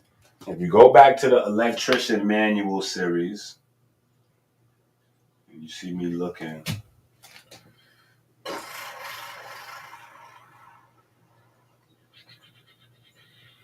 There's so many of these books now. Okay. Book number 1, right? The melanin book. In this book, we did it in a couple of books. So you might have it in a different book. But I know we went over this in this book. Right? Okay. Page 16. Electricity 102. Right? Let's stay with neurons. Negative 70 millivolts at rest and positive 40 at work, right? That's generalization because there's a bunch of different types of neurons, but just on average, right? So we go through the whole potassium on the inside of the cell body potentiates the negative 70 millivolts. And when the gates open up, sodium, sodium, chloride, like the whole gang, right? That whole ion exchange, right, changes the potential of the cell, right, from resting to active. The same is going on in your body with your heart rate, right? So each cell has its own heart rate, right? That's ions, that's electricity, that's electric field movement, right?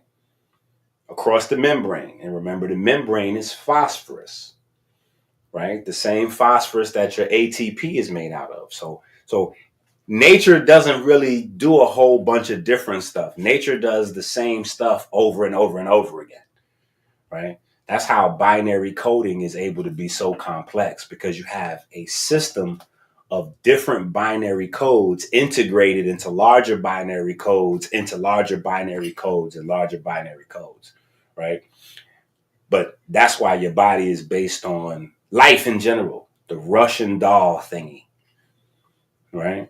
It's the Russian doll thingy. It's man is made inside, right? In our image and in our likeness, right? But in our image, like the Russian doll, one is made inside the other, right? So it's in our image, right? So you got the whole concept, that we done went over. So if you don't have this book, this is the first one of the electrician manual series, right? So you need this, right? But that ionic process, right, of exchanging ions to produce electric current happens with a bunch of cells together at the same time. It's not like it's one cell producing, it's a bunch of cells that have to do this at the same time.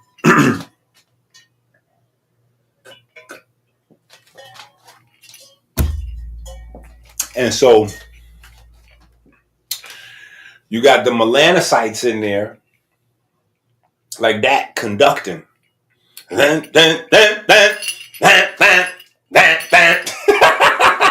Yeah, you got the cardiac melanocytes in there conducting, right? And part of the way that they do that is redox, right? Part of the way that they do that is redox, right? Because that's a lot of wear and tear, right? That's a lot of wear and tear, and you don't really think about it, but your blood is filthy, right? You don't think about it, but your blood is filthy. Think about all the things that we breathe in. Think about all the things we breathe in: first-hand smoke, second-hand smoke, mold, spores, bacteria, viruses, all kind of stuff. We breathing in through the air, air pollution, chemicals, all that kind of stuff.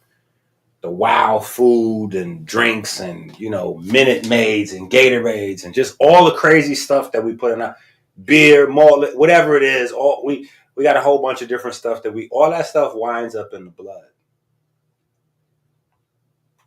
All that stuff winds up in the blood. And so obviously circulation, a lot of that stuff is going to wind up in your heart.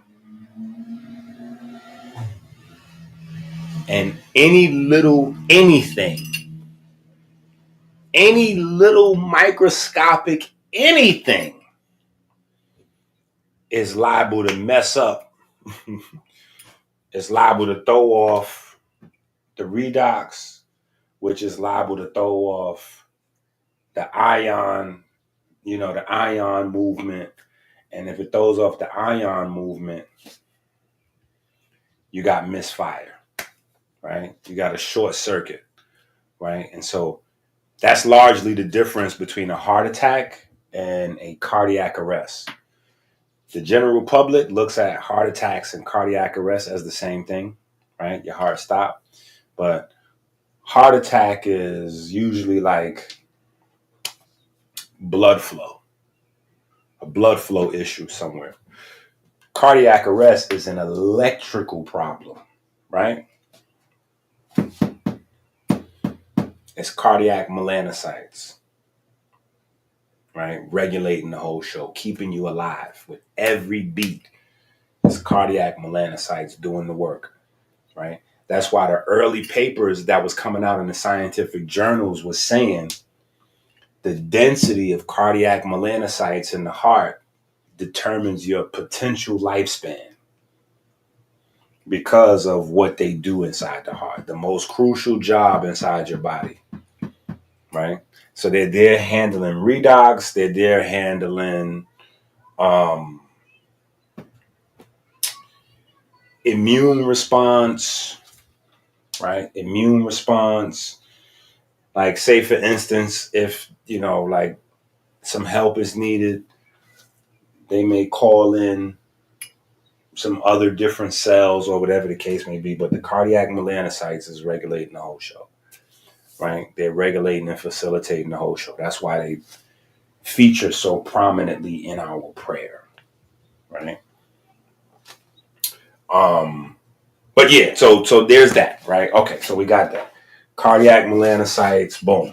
So that's enough of like an introductory idea of why, as the heart rate goes up, cardiac melanocytes are now getting more active, right?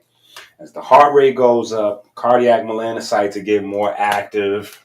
And then you have, I guess we go with the vagus. We're going with Vegas, right? What happens in Vegas stays in Vegas, right? So you got the Vegas. Yeah, what happens in Vegas stays in Vegas, right? So you got the vagus nerve activity, right? And then you got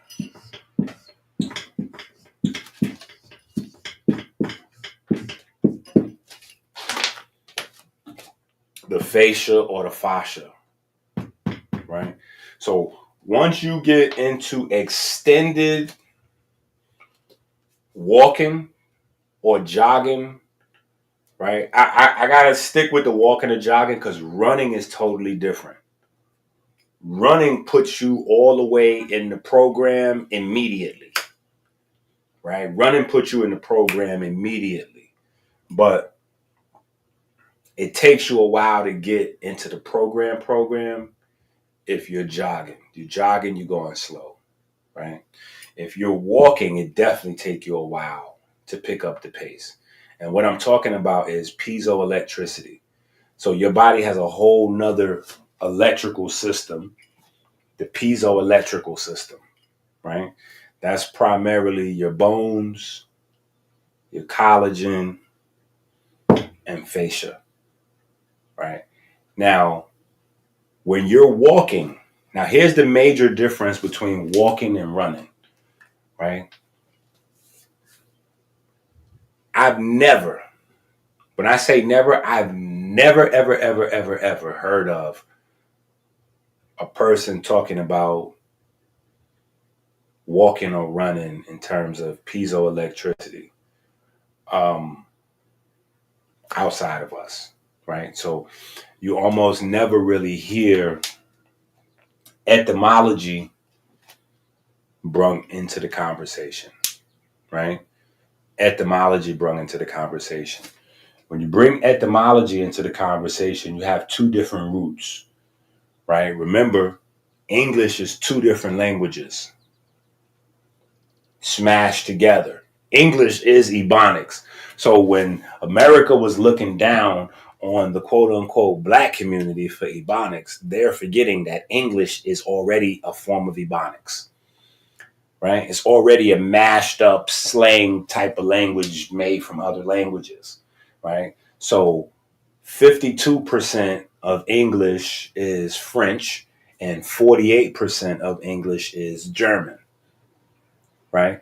So this is why almost everything you could think of in English has two words for it, right? You have the French, then you have the German, right? So you have walk, right? You have walk, and then you have ambulation, right? You have walk and ambulation, right? Walk has more of the Gaul Germanic roots, and ambulation has more of like the French. Any ION word is French, right? Any ION word, any word in English that ends in ION is French. Just so you, as an easy cheat code, right?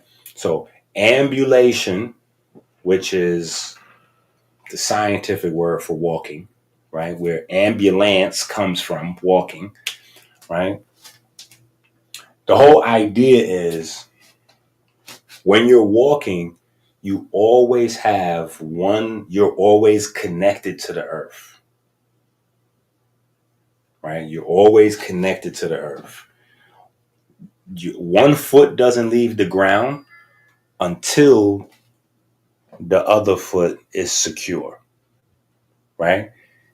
When you're jogging and when you're running, there's much more stimulation on your fascia, on your body's collagen, and on your body's skeleton, on your piezoelectric system in general, because you have what's called the aerial phase, right? The aerial phase is the time in between steps where neither one of your feet is on the ground.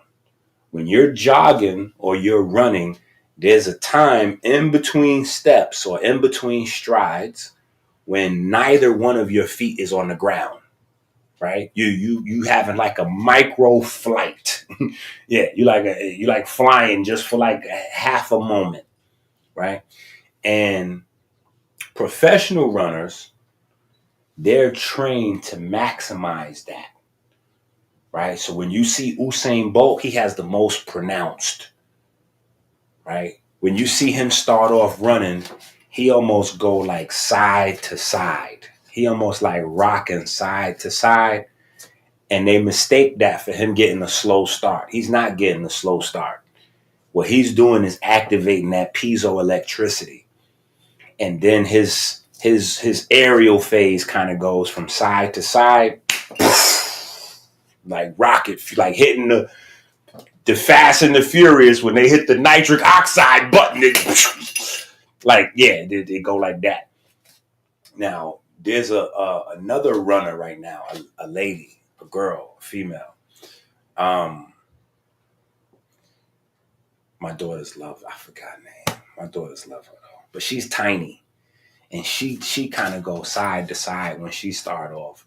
And then she go, you know what I'm saying? But anyway, you have this aerial phase between the time when both of your feet are off the ground, and then you have like when your foot hits the ground, boom. When your foot hits the ground, that sends like a shock through your whole body, That sends a shock wave through your whole body. That's pressure. Mechanical waves, right? That's mechanical waves. Boom. So now ligaments, everything, especially like your Achilles, right? Your Achilles turns into like the major shock absorber. This is why so many people blown Achilles in the NBA. You know what I'm saying? God forbid, don't let nothing happen to my Achilles out there trying to play myself. But the aerial phase is what causes the injuries. This is the difference really between walking, jogging, and running. When you're jogging and running, you have that aerial phase. So the stress that you put on the ligaments, the fascia, the bones, the connective tissue, tendons, all of those things is super multiplied because they're trying to dissipate those mechanical waves, those pressure waves, and turn them into information. Now, the information they convert them into is what the body needs to do to compensate for the pressure, right? So you have 4 different types of water in your bones. You have a whole different ion processing system going on inside your bones. You have the osteoblasts and the osteoclasts doing their whole, like you have a whole different, everything is going on in there, right? You have mobilization of electricity from the fascia to other parts of the body, but that depends on hydration. Right? So the water has to move through the fascia and carry that electricity to other places where it's needed, right? So anyway, second 30 minutes, that's what's going on, right? So at some point, I'm going to get my old butt out there and try to demonstrate, we're going to get out there, me and Chase, you know what I'm saying? The old bull and the young bull, we're going to get out there. I don't know what day we're going to try to make our attempt, you know what I'm saying? When the chi in the air is just right. But listen, I got me some Cash Apps. So listen, it's never too late. Cash App Minister Inky. You know what I'm saying? I got me some Cash Apps. I done got me some sneakers. Right? So we on a mission. We on a mission, not a small time thing. Bam, bam, bam, jetted in the jet. Right? We on our special ed. Okay, so anyway. All right. The third, right? As we move into the third system, as we move from the second 30 minutes into the third 30 minutes, right? Now, typically, people are not out there jogging, running longer than 90 minutes unless they're into like some long distance marathon, whatever they're doing, right? A lot of people don't even have that kind of time in their day, right?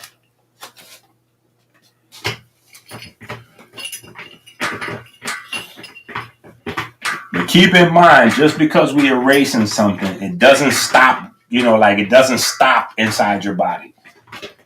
Whatever we already put there, it went into, it done switched gears, went into hyperdrive, you know what I'm saying? It went from neutral to 1, 2, 3, dropped, you know what I'm saying? And it's moved, is that whole system related to it is going, right? So as we move through the different hours, for time's sake, because y'all know I talk y'all to death, right? I will talk y'all to death and then talk y'all back to life. Yeah. I will talk y'all to death and then resurrect y'all right in the same, right? All right. So now the new players is now that we got the fascia going, right? Now that we got the fascia going, we got the lymph going. That's how that goes, right? Because I know the way we taught in school, right? First of all, most people never hear of fascia or fascia, right? Don't try to attack me because I keep saying fascia. This is definitely one of those tomato words, right? But most of us never learn of the word fascia in school. I never learned about fascia in school, right? It wasn't until my dad took me downtown, Chinatown, and introduced me to the Chinese folks that barely speak English. And then I started sitting with them, and I probably spent maybe I probably spent about 5 to 10 years with them. I probably spent about 5 to 10 years learning from them. You know what I'm saying? My dad plugged me into some folks. But that's where I learned about the concept of fascia, and then realized it's missing from the textbooks. And basically, your organs are not floating in space. So you kind of come up out of school with this idea that your organs are floating in space, or maybe somehow they're floating in water, right? But that's not the case. You have fascia, right, which is a particular type of connective tissue that literally is holding everything in place, right? And the most important thing that they're holding in place is your lymphatic system. So remember, your lymphatic system is twice as long as your circulatory system, right? And it doesn't have any pump, right? So you got 60,000 miles of blood vessels, but you got your heart, right? You got your heart. You got 120,000 miles of lymphatic vessels, and you don't have a pump. The pump is the fascia system. The pump is the fascia system.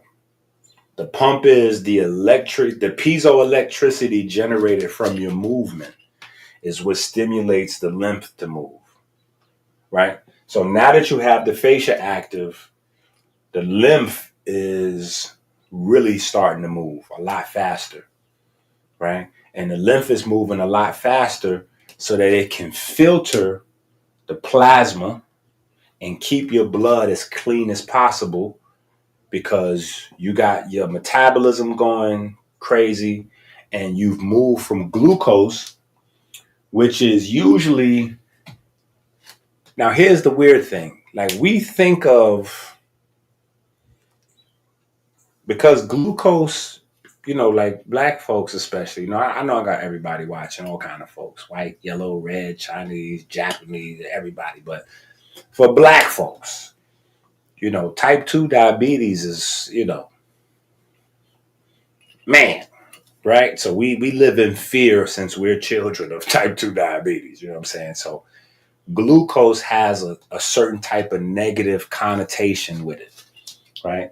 But typically, glucose is a cleaner fuel than fatty acids is, right? And that's not really much of a conversation places, but glucose is typically a cleaner fuel than fatty acids, because inside your fat cells is harbors a lot of, all kinds of everything gets shoved into your fat cells. It's like when you were a child and your parents put that pressure on you, your moms, whoever you raised you, they put that pressure on you. Better clean that room up now. You got 15 minutes before I come in that room. And if that room ain't together, you know what it you got 15 minutes before I come in that room, and it's right. So what you do? You start shoving stuff under the bed, right? You start shoving stuff under the bed and into the closet.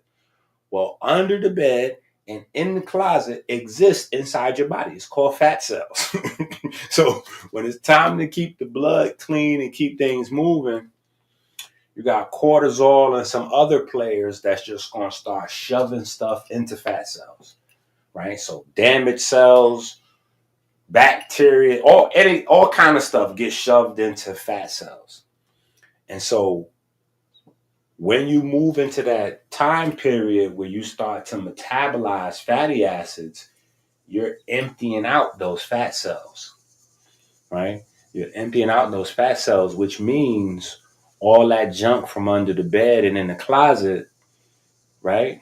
Because sometimes your parents will just open up the bedroom and they'll look around and they'll be like, all right, cool. You did your thing. All right, good. Go on where you go. Now you think in your mind that you got over it. You think in your mind that they don't know that you just slid all that stuff up under the bed and in the closet. They just not trying to go through all that. And they probably want to see you enjoy yourself or, say, all right, we're going outside with you, Will. Or go, go on about your business. You good. Every so often, though, when you try to pass off that room, they're going to come in there, rip up them blankets, see your bed ain't really made. You just threw the blanket over top of it, go under the bed, see all kind of, you got dishes and, like, open up the closet, it smell like a dead body in there. You got dirty drawers in there for 6 months. Right? That's how your fat cells are. It's crazy when the fat cells start emptying out. Right? That's why it be coming through your pores. Yeah, that's why it be coming through your pores. If you ain't exercising regularly, when you first start exercising, it smells, it get crazy once you start sweating. Because it's a whole bunch of stuff that's coming up out of there through them pores, right? But anyway, once you get the fascia going, you have the lymph going, right? You got the lymph going. So with the lymph comes extra B cell and T cell, extra lymph node, so B cell, T cell, if needed, macrophages and all kinds of, immune. Yeah. So there's that, right? By now,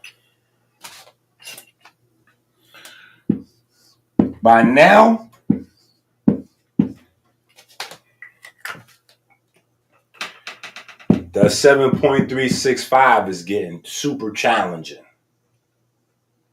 By now, that feel like what's that the Greek dude they got they got it from Kemet, but the one with the whole planet on his back. By this time, that 7.365, that pH, woo! That pH, you got to carry that pH. You got to carry that pH. That pH getting heavy to carry right now, right? Because you got slow twitch, intermediate, fast twitch, which fast twitch doesn't only come into play for explosive short, like periods of long endurance. Your body will bring in some of them extra muscle, them fast. Yeah, even though you moving slow, because you're going deeper and deeper into your exercise, like your body will start to recruit more and more muscle fibers, right? So you have a lot more lactic acid you're wrestling with. Fatty acids produce more ATP. So you also have more carbon dioxide to wrestle with, right? So this is why you need to breathe sometime. This is why you need to stop exercise, stop running, stop jogging, stop walking. You need to stop and just breathe.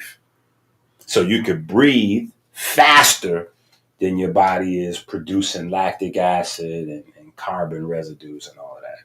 And then once you get the pH, once you get, all right, let's go. Yeah, once you had a breather, that's what a breather really is. A breather is once you got that pH back in check, right? Then you're ready to go back at it again, right?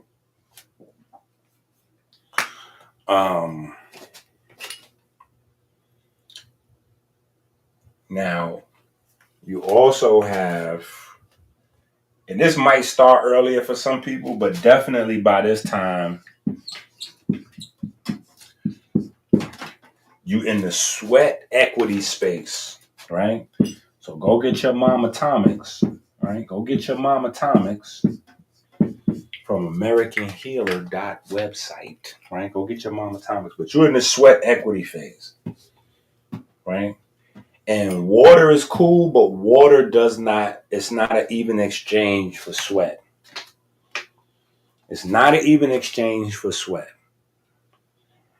There's no powder in any supermarket that turns water into an even exchange for sweat, right? Because of the nature of business. The nature of business is to spend the least amount of money and make the most amount of money back in return, profit margin, right? So the electrolytes on the market, they don't really cover everything that you lose. They don't really cover everything that you lose. In fact, most of the electrolyte stuff, they just now start getting into B vitamins, right? They just now start to figure out. And, I was a Lone Ranger saying this for a long time. People was telling me that I was dangerous. You dangerous because the daily recommended value says. I'm like, listen, vitamin C and all of your B vitamins are water-soluble vitamins. Forget about the recommended daily. You that goes along with water metabolism. So if you're losing water at a super fast rate, then you need to replace the water, but you got to replace all the things that goes along with the water, which is the vitamin C, the B vitamins, all of the macro minerals, micro minerals, trace minerals. You got to replace 70, just a bunch of stuff you lose. Even certain amino acids and sugar and all of that kind of stuff. Right? You lose a whole bunch of stuff from aminos to sugar to combinations and glycoaminos. And there's a bunch of stuff you lose during sweat. Right? So sweat equity. What else we got? We talked about the immune cells and perception of time. Do we even want to have that conversation right now? I don't think we want to have a perception of time conversation right now. Yeah, I don't think we want to have a perception of time conversation. Osborne, bro, listen. The single most important thing about diabetes you gotta remember is, listen, matter of fact, when we get in the Bentley, I'll explain it. Thank God Jimmy sent us this Bentley. Listen, wait. Get us to the mansion. Get us to the mansion.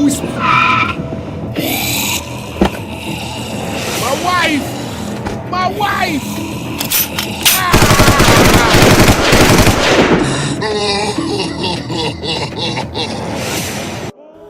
From the crown of thorns to facial chains and diabetes. This is the Bible of the electrogenic cell. It's not just the best book ever written on the subject, it's the only book ever written on this subject.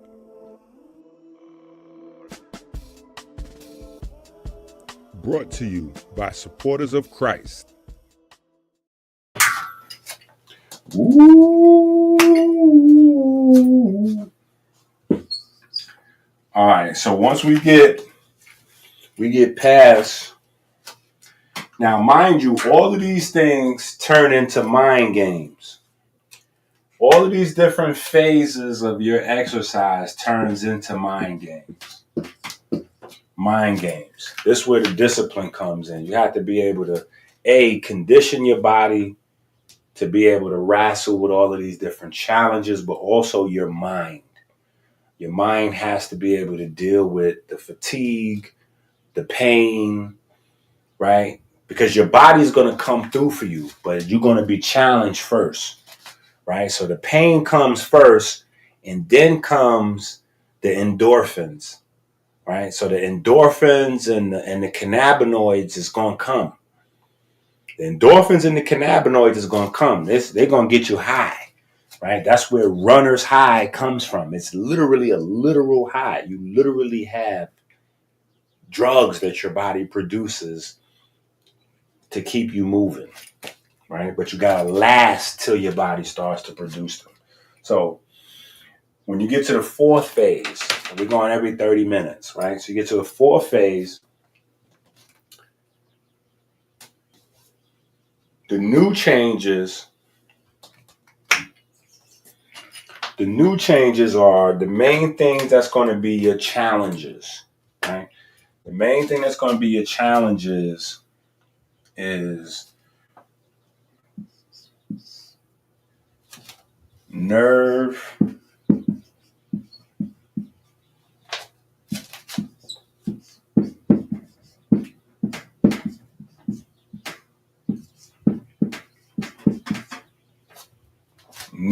to fatty acids. Wait, that's not good. Something about that ain't right. Okay, hold on. Let me do that again. Let me do that a better way, right? Because a nerve is a type of cell, right? So let's do, well, you just keep in your mind, when I say fat cell, that I mean adipocyte.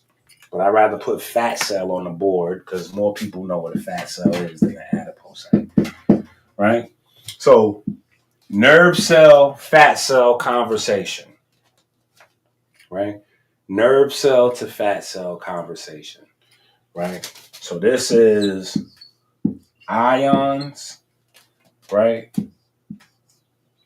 to fatty acids,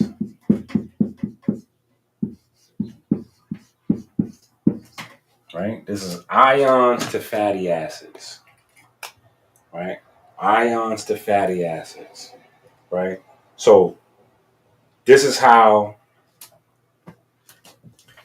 your body keeps the fuel going, because the fatty acids is the long-term fuel, right? But you have to have good nerve connection to your fat cells. You have to have good nerve connection.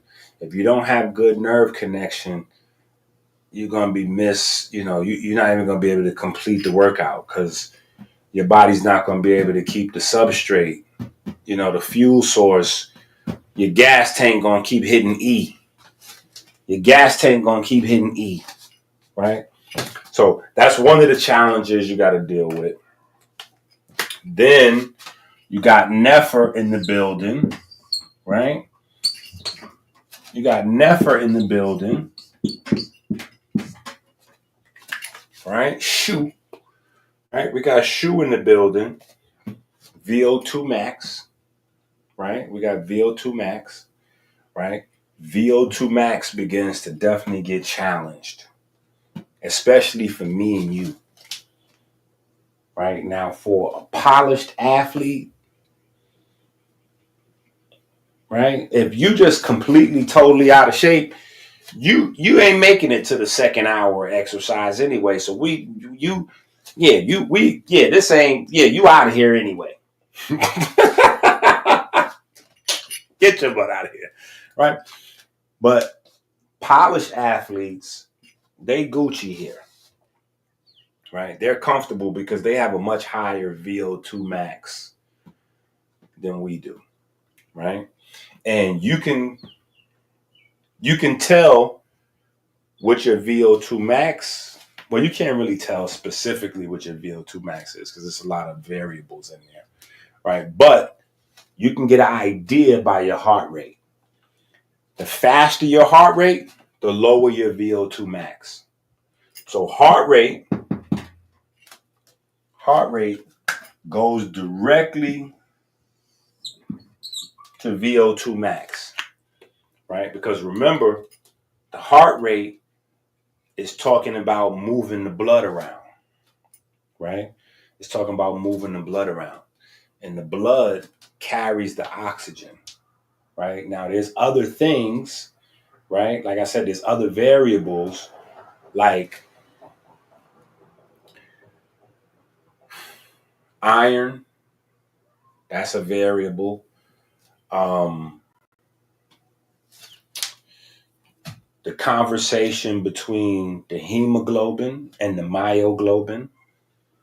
That's a variable, right? The myoglobin is the pigment that's inside your muscles, right? The myoglobin typically got to be like a little stronger than the hemoglobin.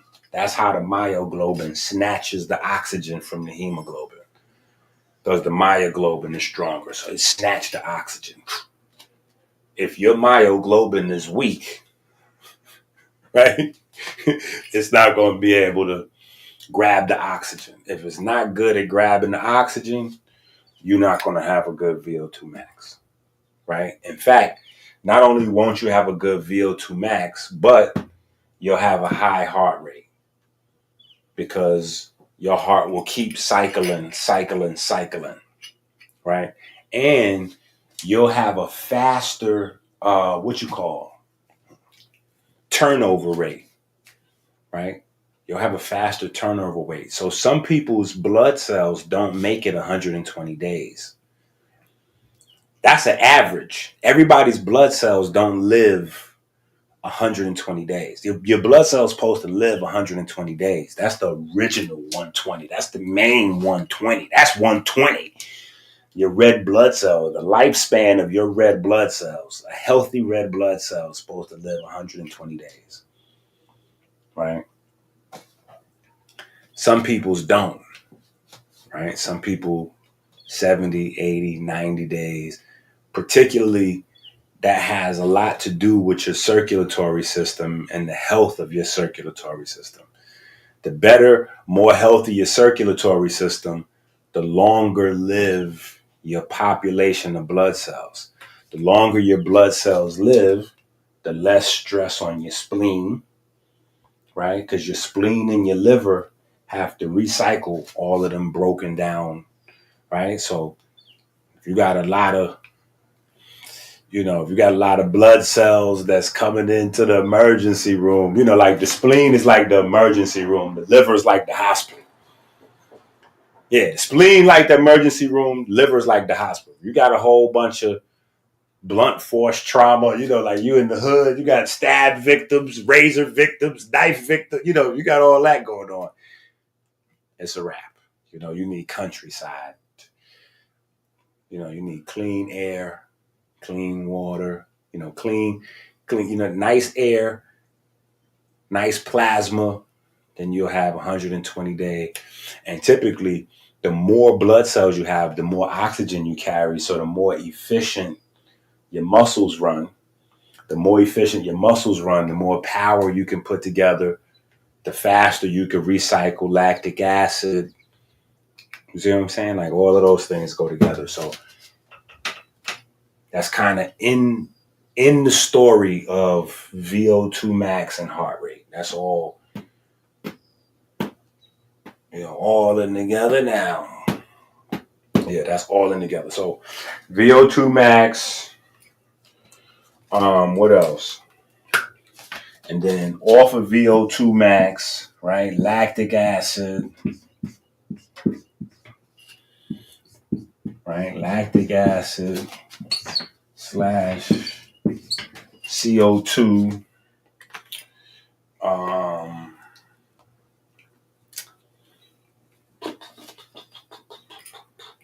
Yeah, those are. I think that's a good. These are the challenges you're going to face. New challenges, mind you. This is our fourth segment, right? This is our fourth segment. In each 30 minutes, right? Your body has a whole new set of challenges that are body-wide challenges that you're dealing with. And the old challenges don't go away, right? But these are new challenges your body has to adapt to, right? These are new challenges your body has to adapt to as you continue to grind, right? As you continue to grind. And so these things would apply not just to, because I don't know who's watching, right? We got a bunch of folks watching, right? That number keeps going up. I don't know what Hotep Jesus is doing. That number is crazy. We done went up to almost 1,200 people on a live stream. I don't know if that will ever happen again.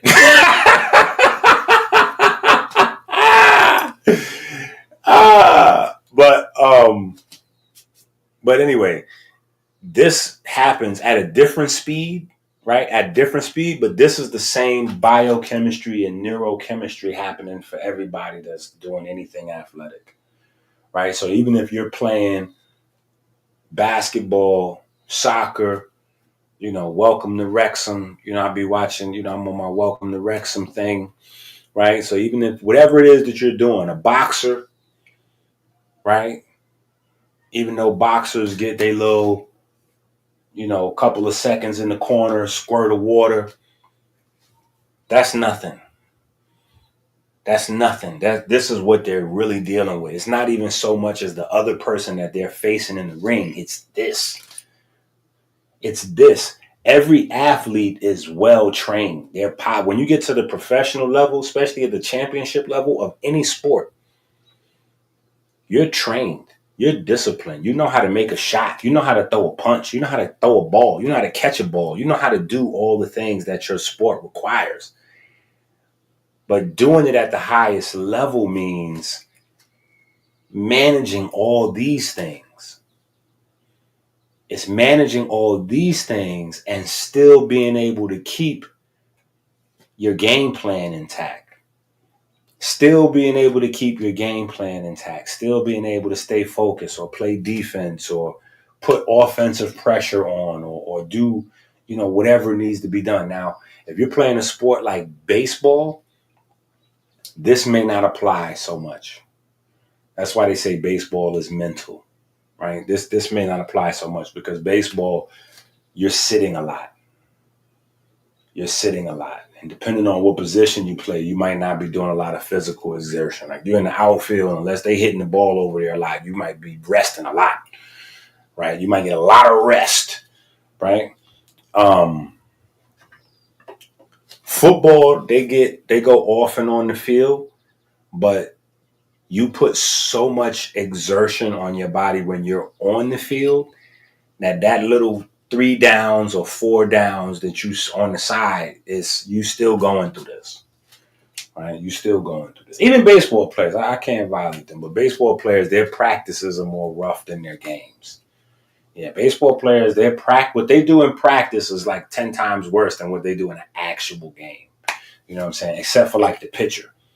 The pitcher is going through it.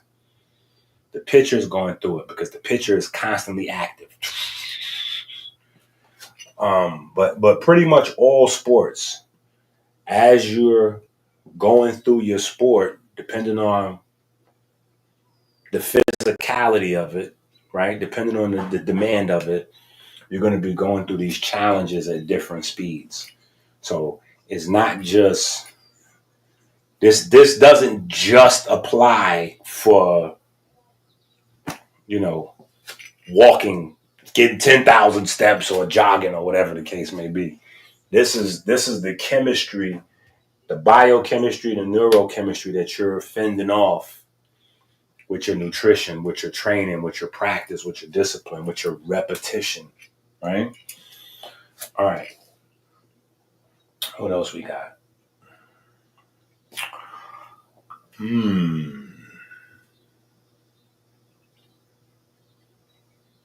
Interesting.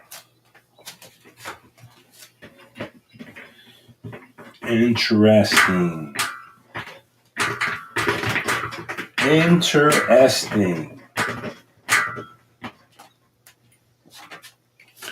Okay, when we get to the next phase, we start to have breakdown. This is where we start to have some serious breakdown because you have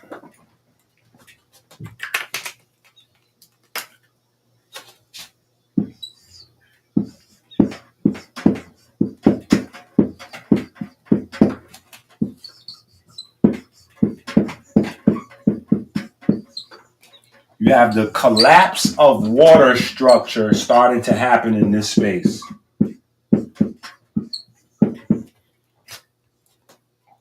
Right? You hear about that process?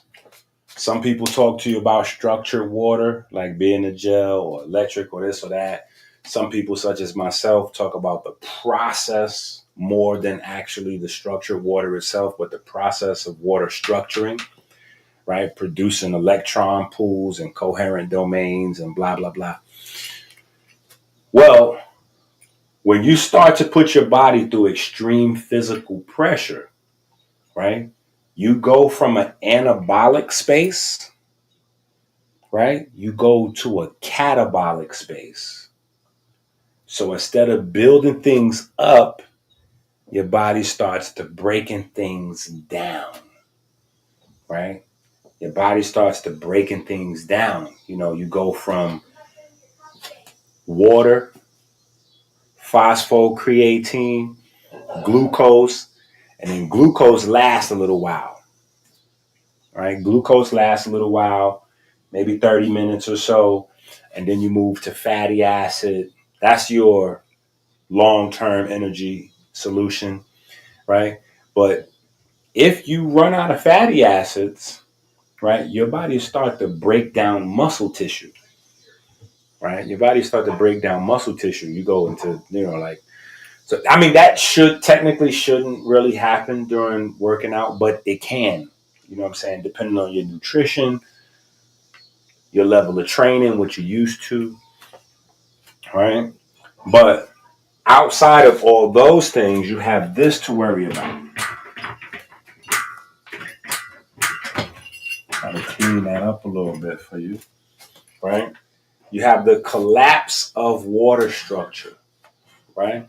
So the water structure itself starts to break down, right? And that happens in the fascia first, right? It's not necessarily going on inside the cells, but in the connective tissue, in the fascia, you start to have collapse of water structure, right? You used up all the fuel, the stored electricity in the little feathers, right? Right? The proteoglycans, you done used up all of the electrons and all of the negative ions and all that stored up in there.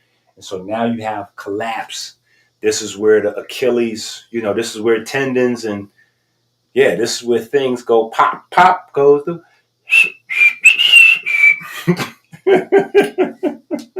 Yeah. Collapse of water structure, right? Very important for the connective tissue. No, I'm not calling y'all. Get y'all butt out of here, right? I think that's the biggest challenge. I think that's the biggest challenge. Um, you have your abdomen completely shut off, right? Your abdomen, your ab, father, right? Ab, father, domain, right? Your abdomen is completely shut off,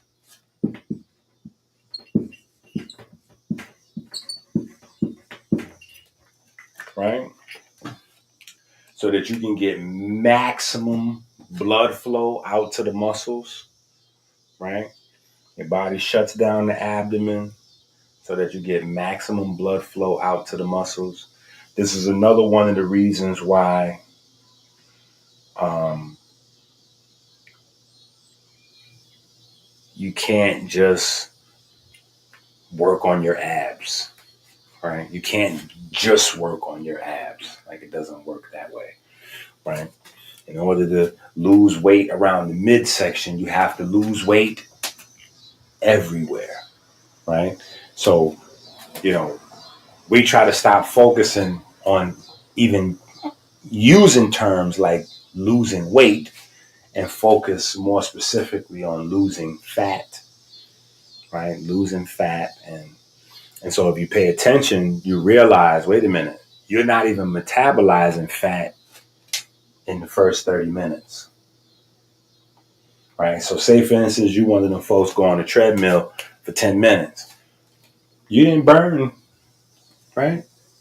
You didn't burn no fat. You didn't convert any fatty acids into electricity, right? All the electric current that your body produced was from sugar. right? All right.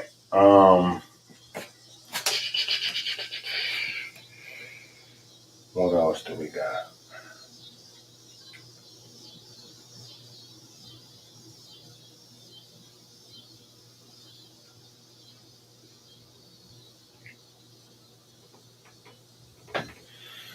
Okay, I think we start to get. Okay, now I will speed up and we'll go into hourly. We'll go into hourly, right? We'll go from here into hourly, right? Or we'll continue in hourly because we're kind of already in hourly, right? But from 3 hours on,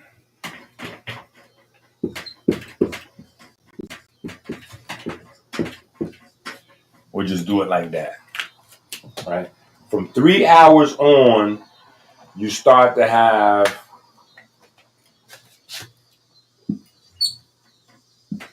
Okay, this is the last hurrah for you, buddy.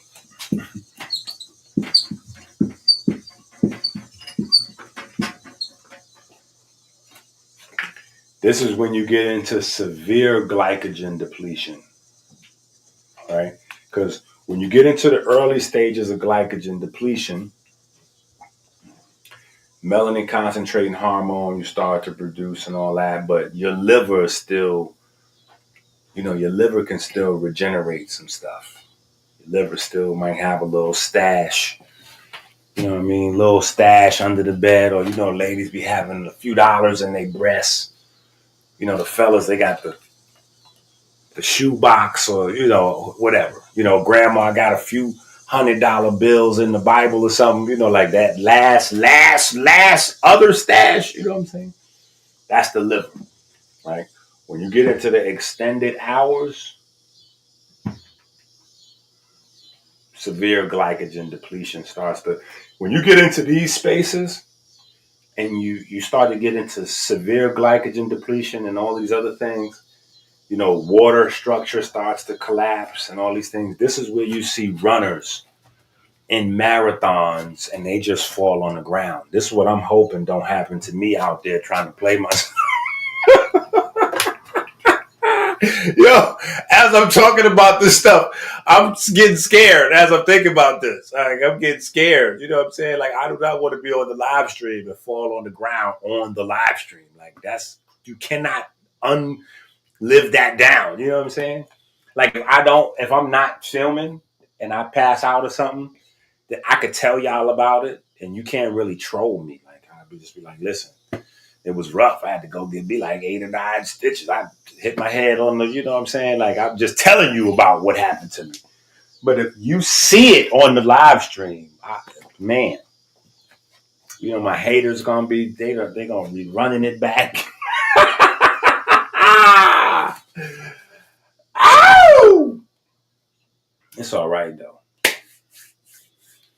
I ain't never scared. Outside in the club, and you think yeah. So we're gonna do it anyway. But yeah, those things are popping into my mind. Fears, right? All right. So we got liver.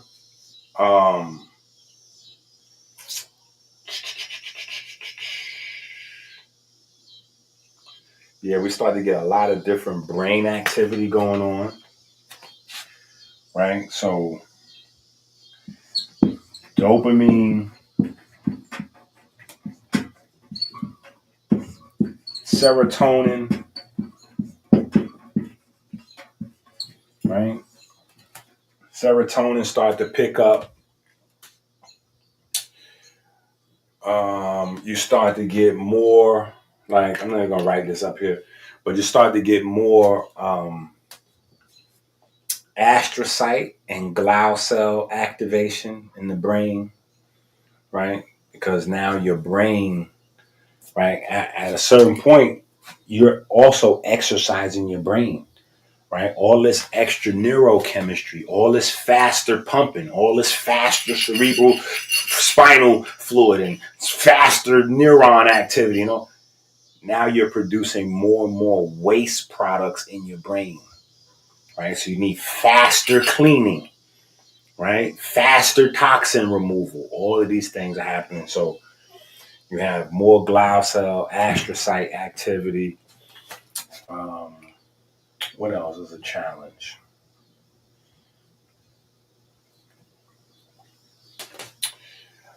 Blood pressure. Once you get past, like once you get into like 4 hours, 5 hours extended, you start to run into blood pressure issues potentially and temperature, like thermoregulation issues, right? Your blood vessels extremely dilated.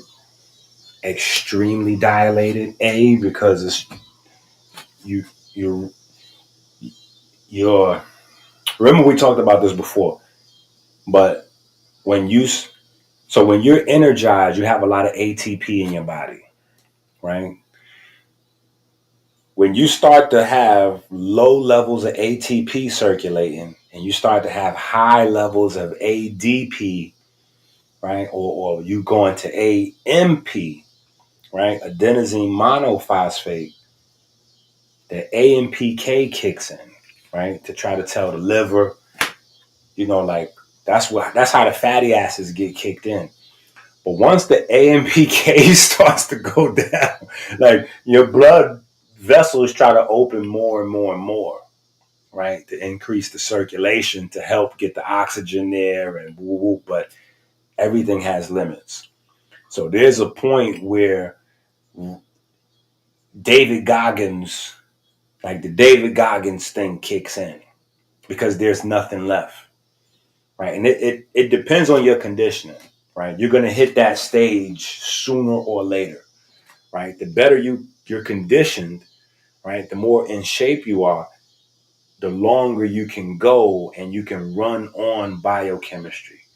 But there's a certain point where biochemistry runs out.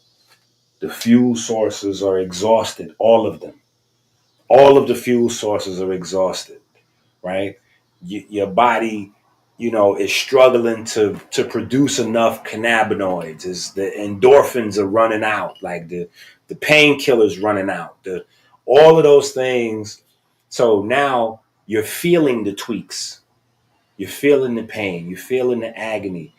The hunger is getting you, the thirst is getting you, the heat, the everything, the thermal regulation being crazy because you have what's called a cross current heat exchange. This happens as blood is going to the bottom of your body to the blood coming up. There's heat and light exchange to keep your temperature.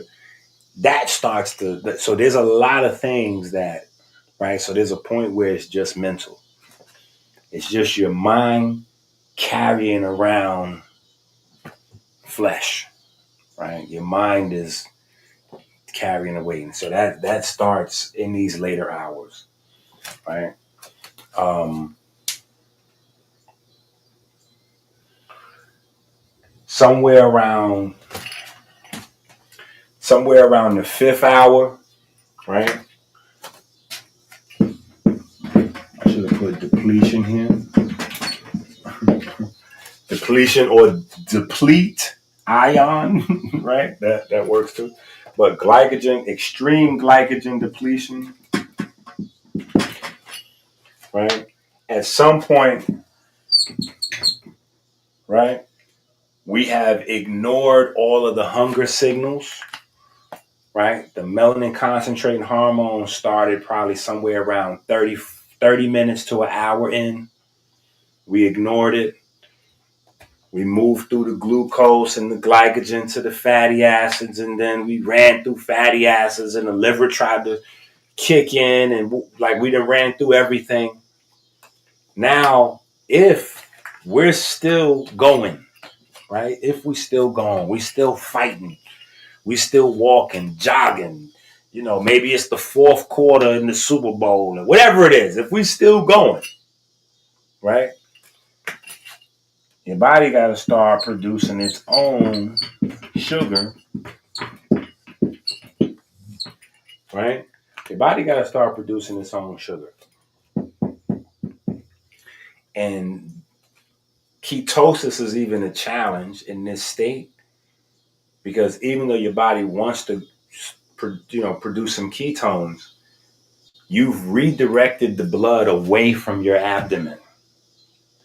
So you're not really going to get the help that you could be getting from your microbiome, which helps a lot for ketosis, right? So even ketones is a challenge, but, if you tell yourself you could do it and you keep pushing, your body will acquiesce. Your body will acquiesce. Yeah, there's a bunch of small other details. I ain't gonna say small other details, but when you get the book, there's a lot more in there. But I think these are the basic challenges. Right? I think this is a good idea of what a person is going through biochemically, neurochemically, hydrochemically, right? Piezoelectrochemically, right?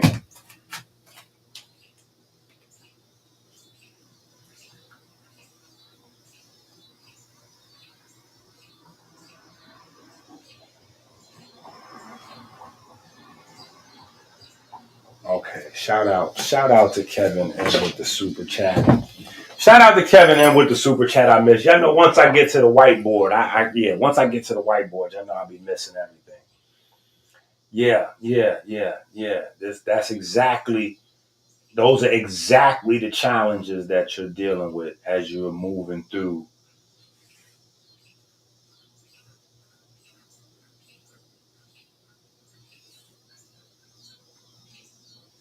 Oh man, Peyton, I love you for that. He said Dr. Inky must have the team in the sweatshop because the order came in the blink of an eye. Listen, sometimes the orders do really come fast. It depends, right? Because sometimes your order might be the first order or the first batch of orders that I start making because everything is fresh, right? So it'll take a little while for me to make all your stuff. But then when we get to nearly end, like where we getting ready to ship tomorrow or ship the next, day after tomorrow, like everything is almost done, I'll go back and check again to see if any orders came through. And if it's one or two or three, if it's a few orders that just came through at the nick of time, we can knock them out. They can go out with that batch. So those people sometimes, get a much quicker turnaround, just depending on, But I definitely really appreciate that testimony right there. That you know, putting that good energy out there. Like, yo, go to the website and get you some herbs. Don't buy the imitators. Get the original. Yeah, don't buy the imitators. Get the original. Yeah, get the original.